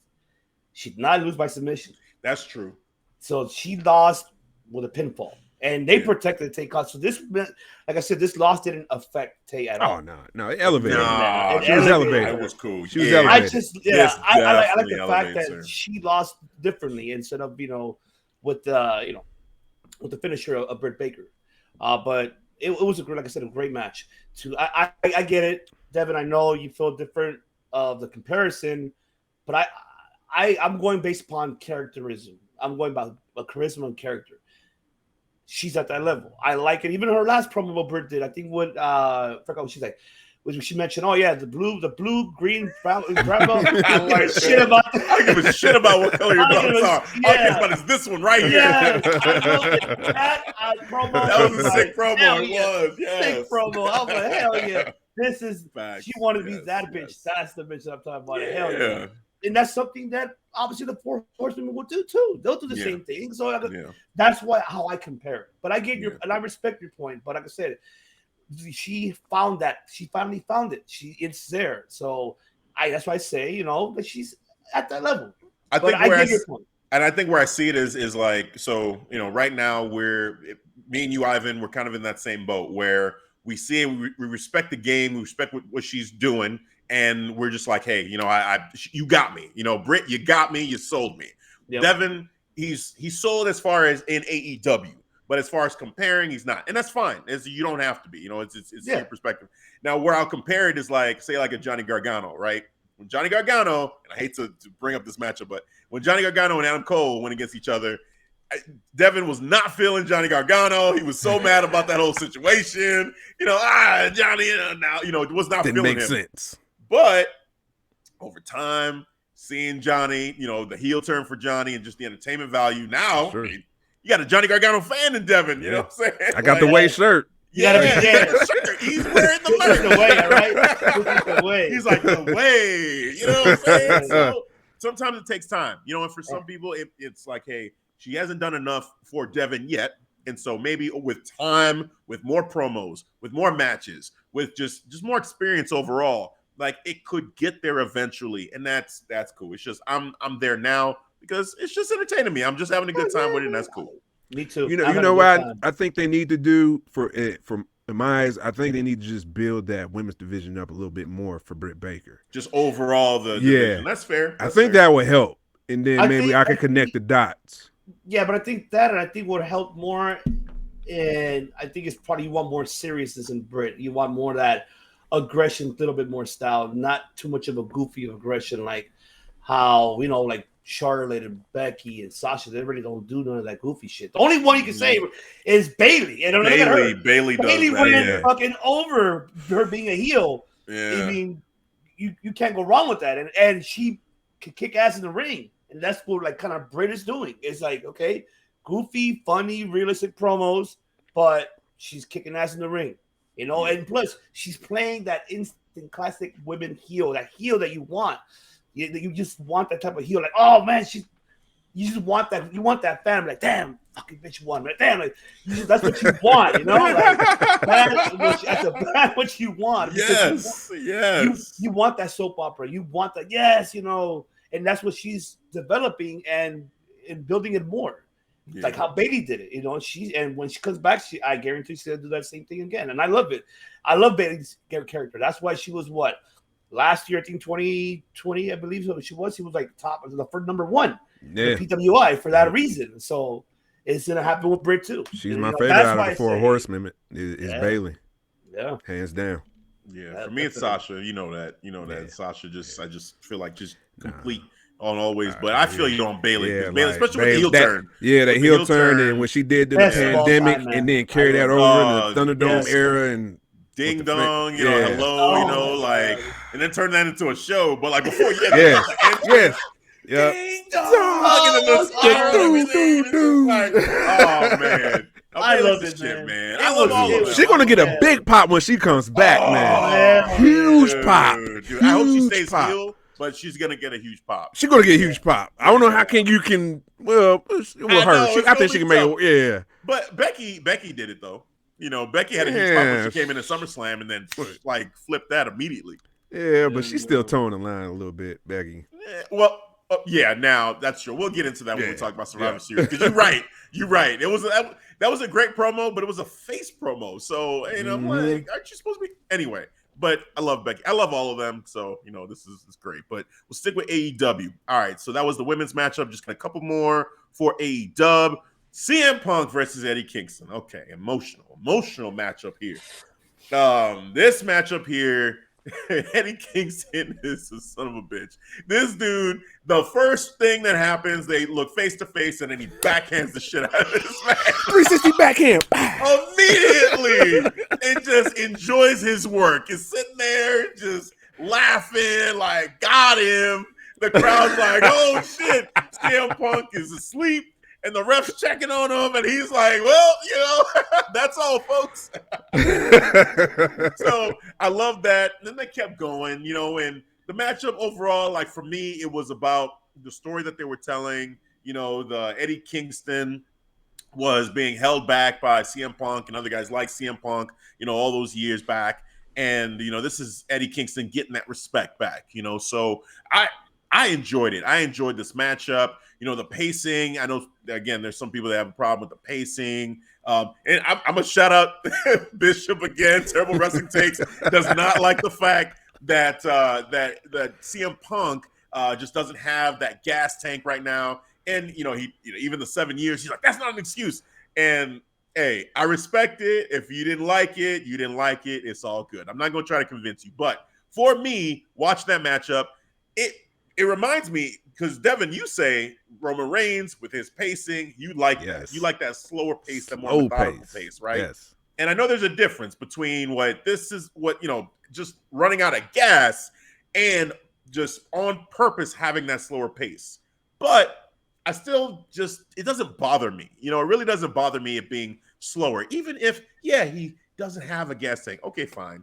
It didn't bother me personally. So, overall too, there was that moment where CM Punk did the set up the five knuckle shuffle, and I said, oh hell no, this man is doing what now? That was a fun moment overall. Just thinking of John Cena and just that kind of like little fuck you to WWE a little bit in that moment. That was great. The match, it was just a fun, solid matchup. But what I take from that match overall though is Eddie Kingston's popularity, I think, is underestimated. I think they actually really underestimate how over this guy is and how much the crowd really loves Eddie Kingston. And to the point where they kind of flirted with CM Punk getting booed in this matchup at times and potentially, inadvertently being a heel of this match, where this began as Eddie is the heel and CM Punk is the face. So it felt a little awkward for that reason, because even during the chat, I remember Dom was like, no, they're cheering both of them. But then there was a moment where we heard them kind of booing CM Punk, and it's just like, oh shit, I don't know. And then he did the GTS, And the match was over, and it was kind of like that crowd didn't just pop. It was more of like they wanted Eddie to win, is what I was feeling. So I don't know. It was emotional. I think there's something special that could happen between these two if they keep this going. I want to see more. I feel like I'm not done with this feud for me personally. So that's kind of where I'm at with that. In terms of this, let's go, Devin. What's your thought now? I guess first on the matchup, and then where we go from here. Yeah, just to piggyback, I want more immediately. Yeah. I want to see it more. I want to see more of it, more of the emotion, more of the story. See where it goes. Will it change CM Punk? I think we talked about that during the live stream. Like, could he possibly go heel? Within this feud with Eddie Kingston, because Eddie Kingston, man, he is if Jon Moxley is the heart of AEW, I would dub Eddie Kingston like the gut, for AEW. Like he's like, he's like, he does the dirty work, the grunt work. You know what I'm saying? And you can respect the man like that, man. You know what I'm saying? He's the one that punches in the clock, 9 to 5, no complaints. I'm just here to do my job and get the fuck out. And that's what I love about Eddie Kingston, man. And just to see him bring that to CM Punk, and CM Punk is somewhat now like the energy is changed, slowly changed now. He doesn't have like when he first came in to AEW, CM Punk, it was just like, yeah, everybody's glad to see him. Everybody's happy, ecstatic, singing his music and all of that. The minute he crossed paths with Eddie Kingston speaking some real shit, everybody taking a moment like, oh, well, we know about CM Punk history now. Like, I know he's hard to deal with at times. So the way he's talking about he's keeping Eddie Kingston down, like, it have to be some truth to this. And it seems like that just carried over into the match. And I think that's why it shifted the audience, because they were just, they wanted Eddie to win. Low key, I wanted Eddie to win. Even though I picked CM Punk, Eddie, he was just fighting with everything. Even though I love how he kicked off the match, 360 backhand, and he enjoyed that moment. He had an evil laugh. He was just sitting there. He just looked in the sky. He just right. He relished in it. He enjoyed it. Right. I was like, dude, this dude is the fans are just loving that, man. Well, what was cool about that moment too, real quick, was that Eddie told CM Punk, he's like, I want to have this match, and honestly, it doesn't matter if I win or lose. He just wanted to get a piece of him. I just want to fight you. I just want to whoop your ass. Like, that's it. And so him getting that move in, it was almost like he had already won. Like, he got what he wanted, and now the rest of it's just icing on the cake. Like, I got you. See, told you, and I got you. Like, so yeah. That's funny that you say that. Like, it reminds me of that scene in 300, the last scene when Leonidas had that spear, and he just wanted to make the king bleed. That's it. You know what I'm saying? I ain't trying to kill you. I'm just gonna prove my fucking point that I can make your ass bleed. You know what I'm saying? So it's funny that you you bring that up, and I instantly make that comparison, man. So yeah, man, that's a good point for Eddie Kingston. But yeah, I enjoyed the match, man. Very high emotional. I want to see more matches, more storytelling, more promos between these two, because you just can't give us a one and done. I'm sorry. Facts. Ivan, man, where you stand with this? I'm with you. I wanted Kingston. I think, honestly, this should have been Kingston's win. Then this could have built up the trifecta that we all wanted, because if to give CM Punk his first loss, it should have been Eddie Kingston. Because it would have made a lot of sense. And you will finally have a prolonged storyline, a feud with these two, like prolonging it for quite some time. Now make it best out of 3, a trifecta. Fuck it. But the way Punk won. Now, am I excited to see the trifecta coming? In a way, yes. In a way, no, because like you just kind of killed the hype for me. I kind of wanted Eddie to win in a way, because I think from there it would have been like, hell yeah, Eddie he gave the first loss to CM Punk. He got it, he got his redemption back, and then build the storyline more with Punk. I want my rematch, blah blah, and then it would have been okay. So you feel like the moment's passed for that like let's say they had a rematch and Eddie beat him and took the first. They could do it, but I just hope that they could do it different this time. But the question is how they're going to do it. That's how I'm questioning it. See, for me, I hope they don't go with it. But if they do a rematch, right, I'm going to be expecting Eddie to win, and I don't want that. As a matter of fact, switch it for me. Okay. Make CM Punk win again. 50-50 booking is boring. Yeah, because it's obvious. Yeah. It's an obvious thing. Yeah. Well, switch it for me. Let him lose again. Give him one more match, and then make him win. Then give us a best of 7 then. Fuck it. Yeah, best of 7. I don't mind. Or give me a 30-minute my Iron Man match. I don't give a shit. And then from there, there you go. And then Eddie could win.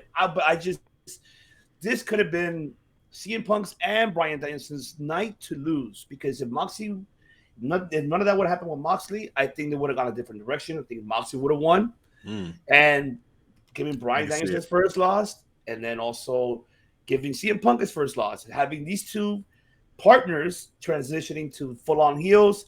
And I'm like, hell yeah, this is what I want to see. And then you're gonna give us a Moxley, Kingston, Bryan, and CM Punk. I wouldn't mind seeing that all day. I would like to see that type match happen. But they obviously switched directions. But I wish they could have given Eddie the win this one. I think he needed this win more than CM Punk did.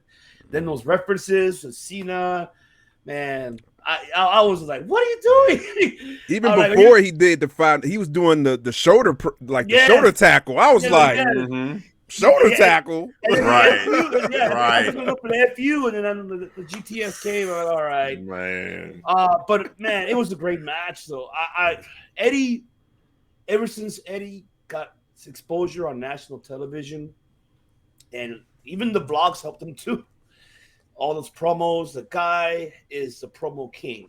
I think what happened is how you guys mentioned about that promo with CM Punk. He buried him automatically. He buried CM Punk. I don't care what anybody says. He buried CM Punk. Yep. He shut him down. He got him. When have you ever heard someone getting CM Punk? Seriously. Nobody. Never. Yeah. I love it. Like, we got 1 second, beat your ass, get your ass, leave for another 7 years. Like, I love that. I love it. Yeah, because he got an immediate reaction from CM Punk right there. All right. Talking too much, motherfucker. But he buried CM Punk in that promo, man. And then Eddie, man, of course, we love Eddie. I think Eddie's the locker room leader behind, AEW. He is a locker room leader. I can see it. He's your Undertaker behind it. I think he is, people have a lot of respect for him because he's passionate about the business, and seeing these two together was great. And I hope they deliver it differently. But I do want to see Eddie if they're gonna go with trifecta, I want Eddie to win the last one, not the second one, because it's gonna be too obvious. Yeah, I'd rather just let it. I agree with that. I agree with that. I feel like that would be too predictable just to do that, because the 50-50, that's the WWE thing. And I think if this were WWE, they definitely would do it that way. But AEW, I think there's an opportunity to do something different, do something fresh. So I like that take. That's a great way to do this. So a fun matchup. Eddie, man, just you won me over, man. So I'm a huge fan. Surprisingly, the shortest match on the card. Yeah, I know. Yeah, it was short, but you know what? Eddie got hurt too. A lot of people got hurt in his pay-per-view. Oh, wow. A lot of shoulder injuries. I know Eddie, Hardwood, and Malakai, they got hurt. All of them got hurt. And that's why because they were scheduled to go to another event for like an independent circuit, like a meet and greet. They didn't go because they were busted. They couldn't banged up. They couldn't make it. Damn. So I mean, shit. They let their hearts out in the ring that night, man. All of them did. Right? Kudos to all of them, man. Awesome pay-per-view. Awesome, hell yeah. All right, let's go to the Minneapolis Street Fight. We had the Inner Circle members Chris Jericho, Jake Hager, Sammy Guevara, Santana Ortiz versus Men of the Year, Ethan Page and Scorpio Sky, and American Top Team, Junior Dos Santos, Andrei Arlovsky, and Dan Lambert, the Dan Lambert in his jumpsuit, his blue jumpsuit, the number one, the first member of American Top Team. What is that, velvet? Oh man. So this match, so earlier on, I alluded to tag teams knowing the rules in like street fights and matches like that when talking about the 6-man, and I made that comment because of this match, because in the beginning, and we talked about it during the live stream, I didn't even realize it, but they were tagging in and out, and I'm just like, okay, whatever, it's a big tag match. And then I'm thinking, I'm like, wait a minute, wasn't there stipulation to this matchup? And then out of nowhere, they just went outside. And then they started using the weapons, and we were talking. And we're like, yeah, there was. It's a street fight. Mm-hmm. Like Devin's like, it's a street fight. And the comments are like, yeah, it's a street fight. It's a street fight. So it was just like weird that they decided, okay, let's tag in the beginning, and everyone take turns getting in the ring. It's like, dude, just have the brawl, have the chaos. Let's go. Let's do this thing. And we all as fans love it. So, and they finally did, with all the sports themed, weapons, Sammy with the football, during it was a submission attempt, and Sammy Guevara takes a football and he just pops out of nowhere and just throws it right at the dude, man. That was perfect. I just love that moment.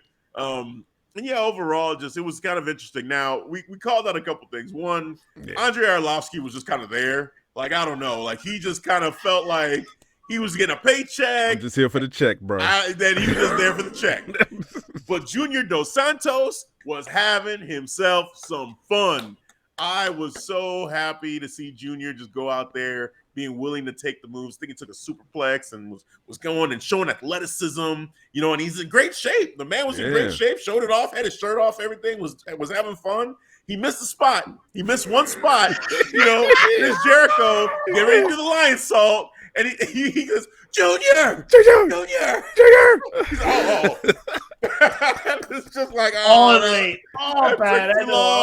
Junior. But it was fun. It was fun overall. And then, they got the dub. They got the win. Them being the Inner Circle, getting the win there. I think it was Jericho finishing Lambert, right? That was the last part. I'm trying to remember. I'm forgetting exactly if it was like a lion tamer or no, it was a frog splash. Oh, the tribute to Eddie. That's right. Yep. He did the tribute to Eddie, and then he, kept looking at the sky saying, I love you, Eddie. I love you, Eddie, after he did it. But yeah, man. Yeah, and that would have been crazy if he would have kicked out. You would mention that, Devin. Like if Dan Lambert kicks out of the frog splash, we got a problem. But he didn't. He didn't kick out. They lost. And yeah, it was a fun match. I mean, it was a little bit and a little sloppy and a little quirky. That's probably a better word for it. A little quirky in the beginning, but overall it was still entertaining. So overall it was cool. Devin, anything to bounce off that? It was just, it was fun, entertaining. You had to suspend your disbelief a little bit for this match. I think probably when it comes to street fights, AEW do excel at that, but I'll say this is probably one of their sloppiest ones right here when they for their street fight for this one. But I still have fun. Shout out to the Junior Dos Santos, because that dude was just doing flips. You know what I'm saying? You over there just punching, having fun, just like, yeah, looking to the crowd. I'm like, okay, when I can tell when somebody's having fun, man, that always resonate with me, makes me enjoy the match even a little bit more. So shout out to him, man. So, but yeah, it was a good match. Yeah, man. Ivan, what'd you think? Likewise, man. I think I enjoyed Junior Dos Santos, just seeing him. He was having a phenomenal time, man. Mm-hmm. And him taking those punches, and then the trash can. I think it was a trash can or the barrel. Yeah. He folded, man. I was like, oh my god. He like boom, boom, boom, and like, I was like laughing. I couldn't stop laughing. I'm like, wow, Junior is selling. Yes. Arlovsky was not selling at all. No. That's what pissed me off about Arlovsky. I'm like, what are you doing? Right. For the check. Yeah, for the check. Yep. Come on, man. Getting paid. This ain't my thing. But I see Junior doing it. I think Junior Dos Santos could do it full time. Why not? Yeah. I mean, yeah. If Cain Velasquez is doing it, why the fuck can he do it? Yeah. So might as well. That's a great point. Might as well. You're having fun. Cain went back to AAA. He's gonna have a great time over there when once everything gets situated over there. He's not a bad wrestler either. And then seeing Junior just transitioning. I loved it, man. It's just the man can sell, dude. It's just so hilarious the way how he sells, though. It's just like, oh no, like it just look at his reactions. I'm like, wow. Right. I couldn't stop laughing. I enjoyed the match, but every segment of Junior, just him selling, it just made me laugh. Because like I couldn't. It's the first time that I'm seeing a UFC fighter that I enjoyed watching in Octagon, seeing him doing this, professional wrestling. It's just hilarious, man. It's just funny. And especially that boss. Junior! Oh, okay. touch him. He didn't even touch him at all. Like, oh my God. Bro, dude. it was so funny. Luckily, the hair covered it, so you couldn't really tell, but, oh, man. I enjoyed it, man. It was fun, man. It was a fun match, man. Even though I chose American Top Team Man of the Year to win because I wanted it to. Oh, you did? Really? Oh, wow. Wow. Continue? Yes, I wanted that feud to continue because now we would have seen more individual. I think Mike and we said it last time. We said it, man. Give me Junior Dos Santos, Hager, that Octagon match instead of Wardlow because that was pathetic. I'd rather have to see them two. You want that again? But I want Junior Dos Santos. Man. Okay, Ivan. No. I can't. No. Scripted MMA. No, not scripted. Make it legit. Fuck it. I will go. Let them fight. Okay. Hell Shoot. yeah. Okay. Now that's different. You want them to shoot now? I want them to shoot. Yes, shoot. Why the hell not? I think you can have it a Bellator. Yeah. Have it at AEW and screw it. Oh, dude. Yeah. Hey, if they gonna shoot, I know they gotta get paid though. Oh yeah. Yeah. Come on. You think Tony Khan is gonna pay him? Shit. You think Junior Dos Santos? He's transitioned to this because he knows he gets paid more than over there. Hell yeah, he'll do it. Even though he's fighting a real fight again, but why not? I think a dream fight overall would like to see Junior and Hager. Hager's undefeated in Bellator, and I want to see Junior in it. They're both heavyweights. Why the hell not? Yeah. Make it legit, and that'll be awesome to see. Oh man, that'll be some good shit. Not scripted, man. I was talking about hell no. No. Give me a legit. You lost me right there. Mention scripted MMA, you lost me right there. I'm like, I'm done. Underground all over again. No, a legit one. That's all. I want to see a legit one. Oh man. If Bellator won't do it, they could do it there. Why the hell not? Right. That'll be awesome. Man. But overall, the match was great, man. It was fun. It was a fun matchup for sure. And then after this, we had a big announcement. Jay Lethal now official AEW. It is confirmed. It is decided. He is a part of the roster. It was just exciting. Just seeing it on the live stream. We were both watching. We're like, okay, who are they going to say? We're thinking, okay, Wyndham. Obviously everyone's been waiting for this man. But then he brought out Jay Lethal and it was just like, oh, shit. So excited. On a personal level, seeing another black wrestler, being on television and then getting this opportunity. And then right away, him saying, hey, Sammy Guevara, that TNT championship, I want an opportunity. I'm hearing about this open challenge. I'm next. And Sammy comes out and he's like, you're on. I'm like, we're doing this? We're doing this already? Holy shit. So I'm hyped for that. I guess the quick thing on this that I'm curious about from you two is, do you see the title changes happening now? Do you see Jay Lethal first match was winning the championship, or okay? All right, both of you shaking your heads no. So that's all I think. Not gonna happen. Not for Jay Lethal. It's a welcoming. Hey, welcome to AEW. Your first loss, buddy. There we go. Right, take an L right off the bat. All right, your first L here. Since the ranking systems of rankings are coming up, so I'm going to be added to the rankings. There you go. First L. Out of the rankings. We'll send you the dark. So elevation, build up your wins right there. Build your wins up. Yeah, be like 20 and 2 or something like that by the time you come. Send them over there. Right? But I'm happy for Lethal, man. I've been a big fan of his work since I first saw him in TNA. When I first started watching TNA, man, I fell in love with this guy. Mm-hmm. The best one, man. Nobody can top whatever he did in TNA, especially him and Ric Flair feud. Oh my God, that's my line. It's my line. It's all right. You gotta go back and see that, man. I love the funniest shit I ever seen. Funniest shit. Sounded just like Ric Flair. Ric Flair getting super annoyed because he's doing it better than him. And you know what? I was looking into that story. Ric Flair was pissed legit. He was. I can believe his blood was boiling. Oh my God! He was, Right. You can't be Ric Flair. You can't beat me. You can't beat me. Woo, woo. Oh my God! I swear that was the most funniest one of all, man. I love Jay Lethal, shit. man, and then the Macho Man gimmick he did too. Yeah. That's my favorite. That's my favorite. It was perfect. too. I'm like, oh shit. When he does Macho Man. Oh my God! Did you see? You notice he came out with his entrance, the Macho Man theme entrance. Did you notice that? Oh, I didn't notice that. No. Well, back in and it's yes. Oh shit! Wow. Oh yes. Yes. Like the old school WCW one, the Macho Man with the electric guitar, where you can hear it. I'm like, oh yep, the Star Spangled. Yeah, there you go. Yeah, he came out with it. Good call out right there. Oh man. Oh, I'm even more excited now for that. Oh, I'm excited. I'm gonna go back and watch it. I'm gonna go You back gotta and watch it. watch it. Oh, Go back and shit. watch Hell it. yeah. Bro, I'm just happy for him because he deserves it. Yes. This guy deserves to be on a platform that big, and I'm glad that Tony Khan got him instead of WWE. I mean, because like I said, I'm not disrespecting WWE. It's just I don't think they would have done anything with him. No. I think they would have been like, No. we'll put you as a coach. We'll You know, put you on go. 205. Yeah, we'll put you as a coach. Damn. Oh, That's what's gonna be. I'm They- sorry. That's been what on they the- would have done. Maybe a couple weeks and then like, all right, main event. You know. if 205.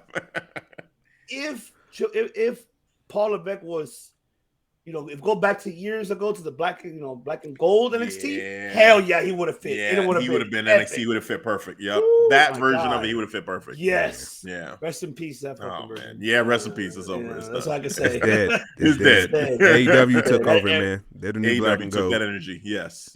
Hey, Siphon that shit.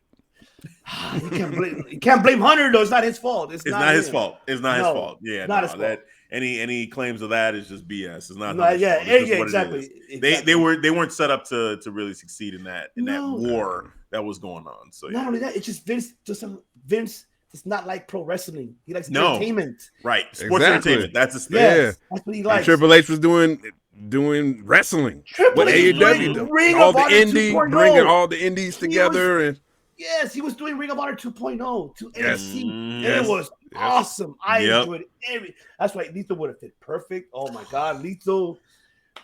Lethal and Finn. Lethal and Johnny Gargano. Oh, do that to me. so you fantasy booking, man. See, don't get Hafeez upset. We got 2.0 now, man. Enjoy 2.0. Yeah, I know. I was gonna say you're making me just even more sad that it's gone. The memories. Right. The memories. It's so hard to say goodbye to NXT. 2.0 now. Accept it. Embrace it. I will not embrace it. I'm not embracing that shit, man. I'm not. I can't Oh, embrace man. it, man. But yeah, no, you ain't lying. You ain't lying, man. Oh, dude, Jay Lethal. It's gonna be fun. It's gonna be fun to see what he does in AEW. All right. We are at the main event. We've got it here. The AEW World Championship match between Hangman Adam Page and Kenny, by God, Omega. That's why he was number one in the PWI, okay? And your boy was too. Oh, man. But he the real number one, though. You already know this. In your heart and soul, man. In your heart Ain't no heart and soul. It's just facts. I knew He was this. on Jimmy Fallon. I knew this. Is Kenny Omega on Jimmy Fallon? Oh, No, bro. you on Saturday Night Show? No, Oh. Tonight Show? No. Nah, Okay. I'll watch it later on. He was But probably yeah, on, in North Carolina, whoever the Jimmy Fallon of North Carolina is, he's probably on that show. Maybe on public access. Yeah, TV. right. He was there. I'm sure of it. I guarantee it. North Carolina. oh my god. Oh man. But this match here, we went back and forth about who we thought was going to win. At the end of the day, we both picked Adam Hangman Page, but based off that Miro Bryan Danielson matchup, it was tricky because I thought Miro was going to win because I'm saying, hey, it's going to be Hangman Page. Like, he's going to win. You can't do my guy Adam Hangman Page like this anymore. We've been building the story up for 2 years. Give that man the championship. But Devin was like, hey, but, I think Bryan Danielson was going to win.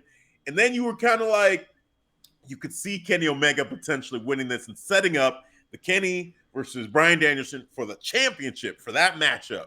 So, but you still picked Kenny, but you wanted to, I remember a couple times you wanted to flip your pick. I wanted to flip. You wanted to during the live stream, I wanted to flip.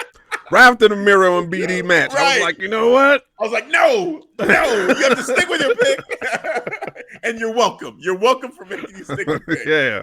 Oh, man. But this matchup overall, hey, to me, look, Kenny Omega proved why he is better than fifth. He's better. He's better than fifth. Like, the man goes out there, puts on a hell of a show. When he goes out there and wrestle, he's just so damn good.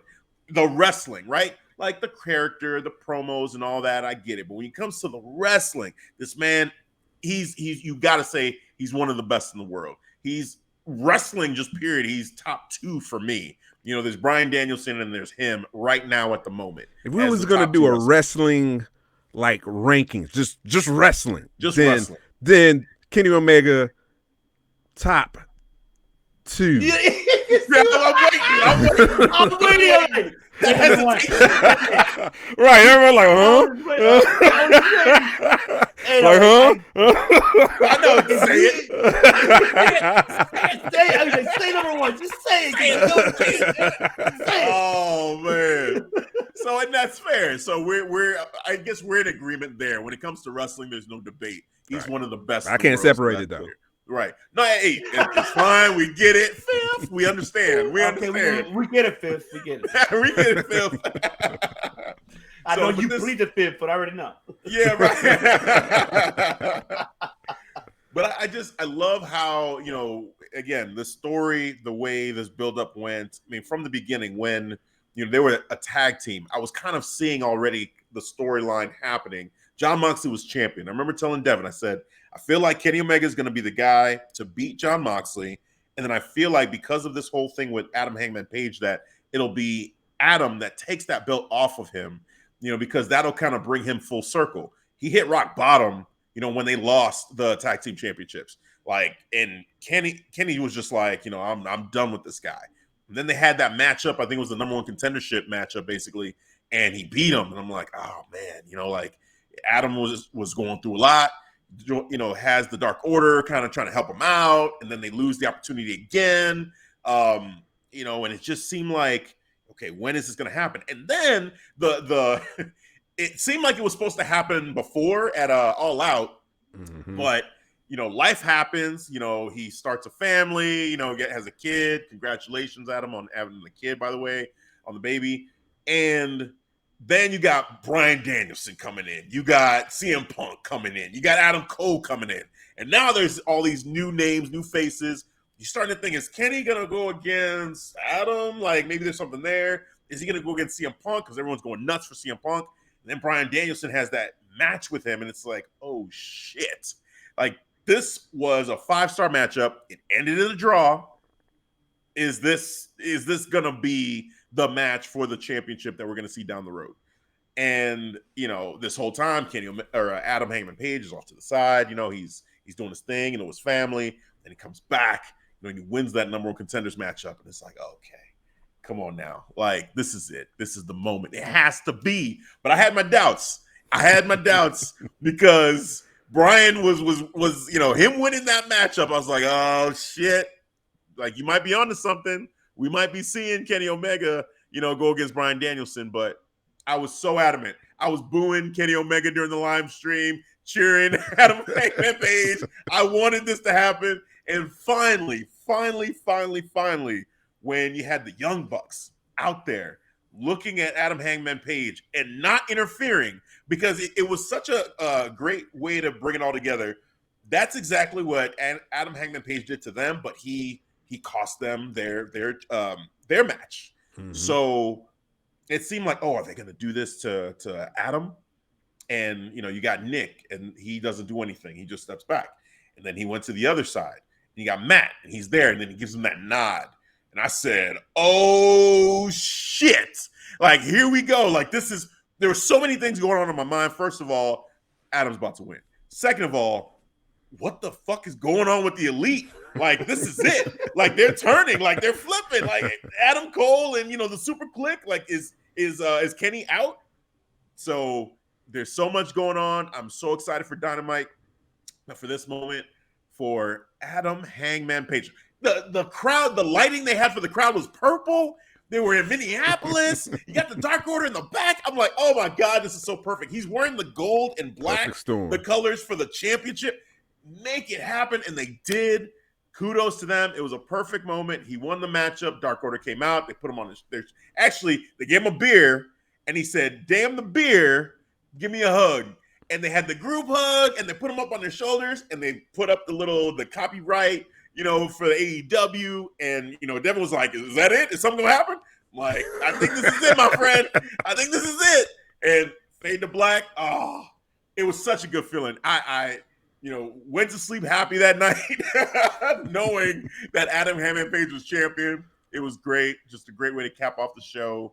Yeah, man, just such a great story told for all these years, and a great payoff to all of that storytelling for all these years. So I just fucking enjoyed it, man. It was great. It was great. So, with that all laid out, guys, tell us how you feel. Ivan, let's start with you, man. I cried. I ain't gonna lie, man. Man. I cried for Adam because I felt like this was a win that he needed, man. And then I was just, by the way, great entrance from him too, like with the horse, like on the screen. Like, this sick shit. I like this. All right. Yeah, a little cinematic. Like cinematic cowboy coming in. Like, oh hell yeah, this is awesome. Yeah. And I was just laughing too. Yeah, with you mentioned the Young Bucks, Nick. I swear, I laughed for a brief moment because of the way how Nick's face, like, just the way how he looked, like looking at him. What am I gonna do something? Like you could just like he looked like he was cross-eyed or something. What's wrong with you? I don't know. This would look like. What's wrong with you, Nick? Nick was on one all night, by the way, with the purple in his beard. What the fuck? What are you doing, man? I don't know. Doing too much. You're doing too much. And then see him. Then see him mad. I'm like, okay, yeah. I'm like, oh, it's gonna happen. It's gonna happen. And then when it finally happened, when he hit him with the second buckshot lariat, I was like, oh my God, I cried and I was just like happy for him. I like those type of wins because and well deserved. I gotta lie, I cried for Bryan Danielson when he won at WrestleMania 30. I cried for that one too. He deserved that one. I cried for the one Bianca and Sasha Banks. I cried. That was a great match too. Yeah, it was a great moment. That was a history moment in the making. That was emotional. Kofi. Kofi, yeah, oh my God, yeah. I have my crying moments. I was just about to say you got some cry moments, man. Hey, man, that's Ivan's top 5 cry moments, man. We did that already. Way ahead of you. Believe me. I mean, shit. This is how I'm passionate of pro wrestling and the stars that I really love. And shit, Adam Hangman. I was like, all right, hell yeah, yeah. You know what? I'm with you. With two things came to my head. I was like, okay, so they're going along with the story. What does this mean now? Are we gonna see now the split? Or are we going to see the Civil War coming? Are we going to see maybe Kenny going back to the New Japan Bullet Club, bring in Tama Tonga, maybe bringing them along? I don't know. That could be one assumption, right? Yeah. And then another one, Kevin Owens. He's leaving. I hate to say it, but he's going to leave. Mount Rushmore may come back together. He might show up over there. Hey. He teased it already too. Yeah, he's teased on his it already. Twitter or something. Yeah, I saw that. And then he promo with Kevin about on Raw that happened a while back. I'm like, before he went heel, I'm like, yeah, it could be like 3 months, 3 years, and it's like his contract's up in 3 months. Yeah. So it's like, could that be one thing? It's so much. Yeah, me too. I can't wait for Dynamite to see what's gonna happen or this is gonna all turn face at the end. I'm like, okay, fine. Yeah, we kicked each other's ass. It's all turned face. Kind of like it reminds me of the New Japan story of the Cody and Kenny, when Cody was supposed to be wanted to be the leader of the elite, and then they were just going at it with each other with Kenny and Cody, and then at the end, you see that the original OG members turning their back on them and beating the shit out of them. Could we maybe see that? Maybe now that's what I'm saying. The Civil War could happen this way. They all go face. Then you see the OG coming, and then Civil War, Bullet Club Civil War happens. I don't mind seeing that. I'd rather see that. Will be epic to see anyways. seeing Gallows and Anderson turning their back on them and going with the OG Bullet Club. Why not? Fuck him. I would book it. Now, with the Adam to Bryan Danielson one, he's gonna win over. I love Bryan, okay, but he's my number one. Like, I love him. Like, I follow his career from Ring of Honor days to where he's at now. He's gonna win. Yeah. Bryan's gonna put him over. Yeah, we're on the same page. He's gonna elevate Adam. Yes. Not only that, but I feel that if they should not make the mistake of giving it to Bryan immediately, just give it to Adam. Yeah. You need to put your star that you built for the last 3 years to go over this top star who was a face of another company. Mm-hmm. You need to prove a point that your star is a face of the company. Mm-hmm. So that's how I see it in a business perspective. And not in a personal, but in a business perspective, that she got to put it over your boy over Bryan. Even though Bryan's hot right now and he's having the funnest time of his life right now, doing all these matches that he's been wanting to do, professional wrestling. So that's what he's doing. And him against Hangman better gotta go over, and that will solidify Adam's career and him being the AEW World Champion. That's what I feel about. Hell yeah, Devin. This had a lot of emotion in this match.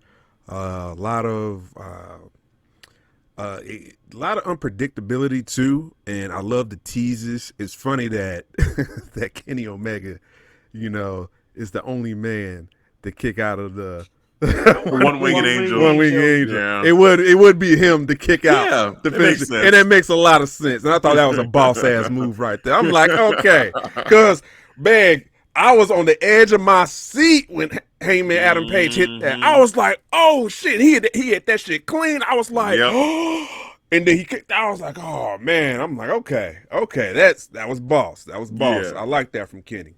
Adam Heyman Page, man, salute to you, sir. You definitely deserve it, man. You get all the flowers, get all the royalties, all the spoils and riches that come with it, bro. You had a great, amazing story that started with the Elite. Then you turn on them. You went with the Dark Order, found your support system, came back. Love it. Kenny Omega, your wrestling was on point. I love what you did in ring. But that's where it stops for me, sir. I plead the fifth. Because the character, but there was that one moment, and you even gave him credit too, where Kenny had him and he did a V trigger, and then he looked at him and he was like, "Fuck off!" Yeah, then he hit him with a V trigger again, and you were like, "Did he just say fuck off?" And I'm like, "I think he did," because and maybe he did, but it sounded like he said that, and he got vicious as hell. And I think Kenny during matches, he's always been violent. That violent persona, that Sephiroth character comes out in those moments. He's just on the mic. I get it.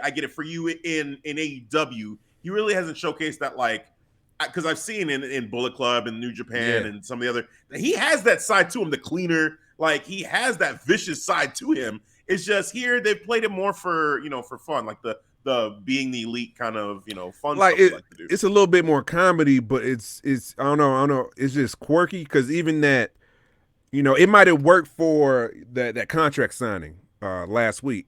When he signed Adam Heyman's Page with his blood, it might have worked for some people. With me it didn't, but I had made what show I was on? I was on Jove's show, the Hard Cam. I made the point. Let's say it was the Tribal Chief who did that on Xavier Woods. I would have been like, oh shit, the Chief did that. He took the blood. He didn't sign the name. Oh shit, it would have been more impactful from what Kenny Omega did, because I'm not invested in this character. Wrestling, like I said, it's bar none one of the best. But I think the wrestling with me, because I'm a wrestling fan, and my core it's always been about character. Always been about character. Character to me is more important to the wrestling. Wrestling, you do have to wrestle, but if I'm gonna put one over the other, I'm gonna put character first, always. And with Kenny, with the AEW character, him being the AEW champion, I just couldn't connect with it at the end of the day. Well, see, look, I get your point, but think about this. It's hard for Kenny's, kayfabe. I mean, that's just gone anyways. But meaning as in like, but come on, everybody knows he's a gamer, he's a nerd. They know about his, I'm not gonna mention that, but they know his background. Period. His personal life is out there in public compared to Roman's. Roman's personal life is not too much out there compared to Kenny's. See, Kenny's more. He's known as a nerdy guy, who's into everything, anime, everything else. He's a Japanese Canadian guy, but he's a nerd guy. I know obviously they're not gonna take him serious because his mic skills and his charisma is like, nah, he's not.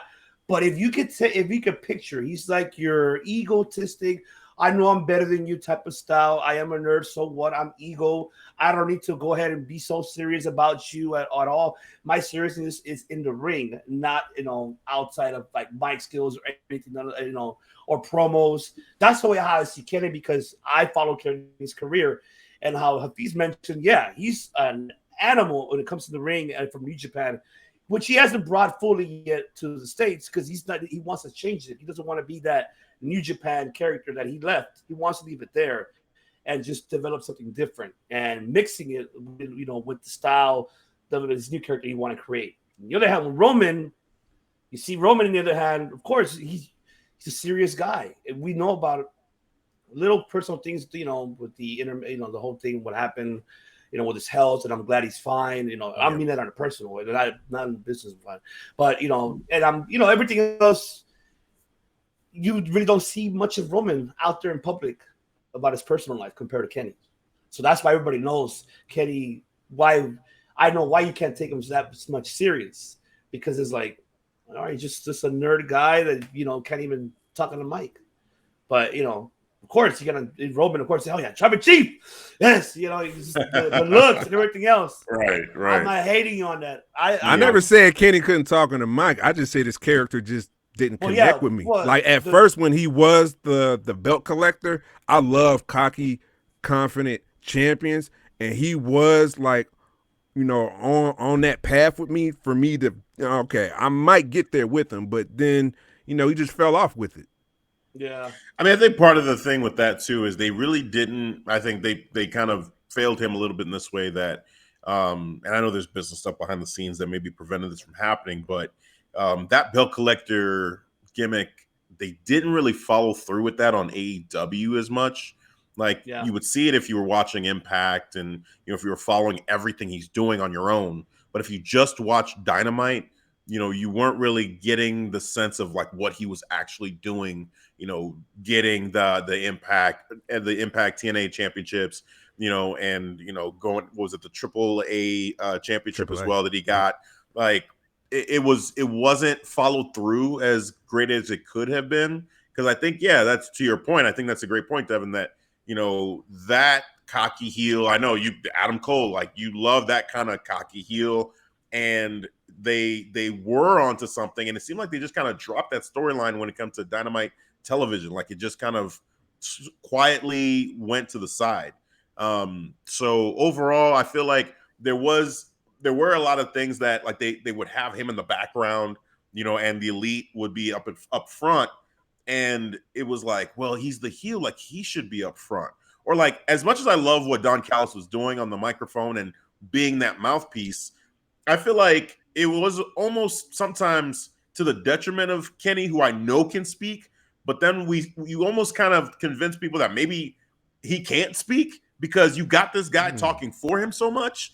Like I almost wish he would have just snatched the microphone from Don Callis sometimes and just been like, look, I got this. I'm going to say this for myself because I need this motherfucker to understand like what I'm thinking right now. Like there was a promo that he cut on, it was, I think it was Orange Cassidy.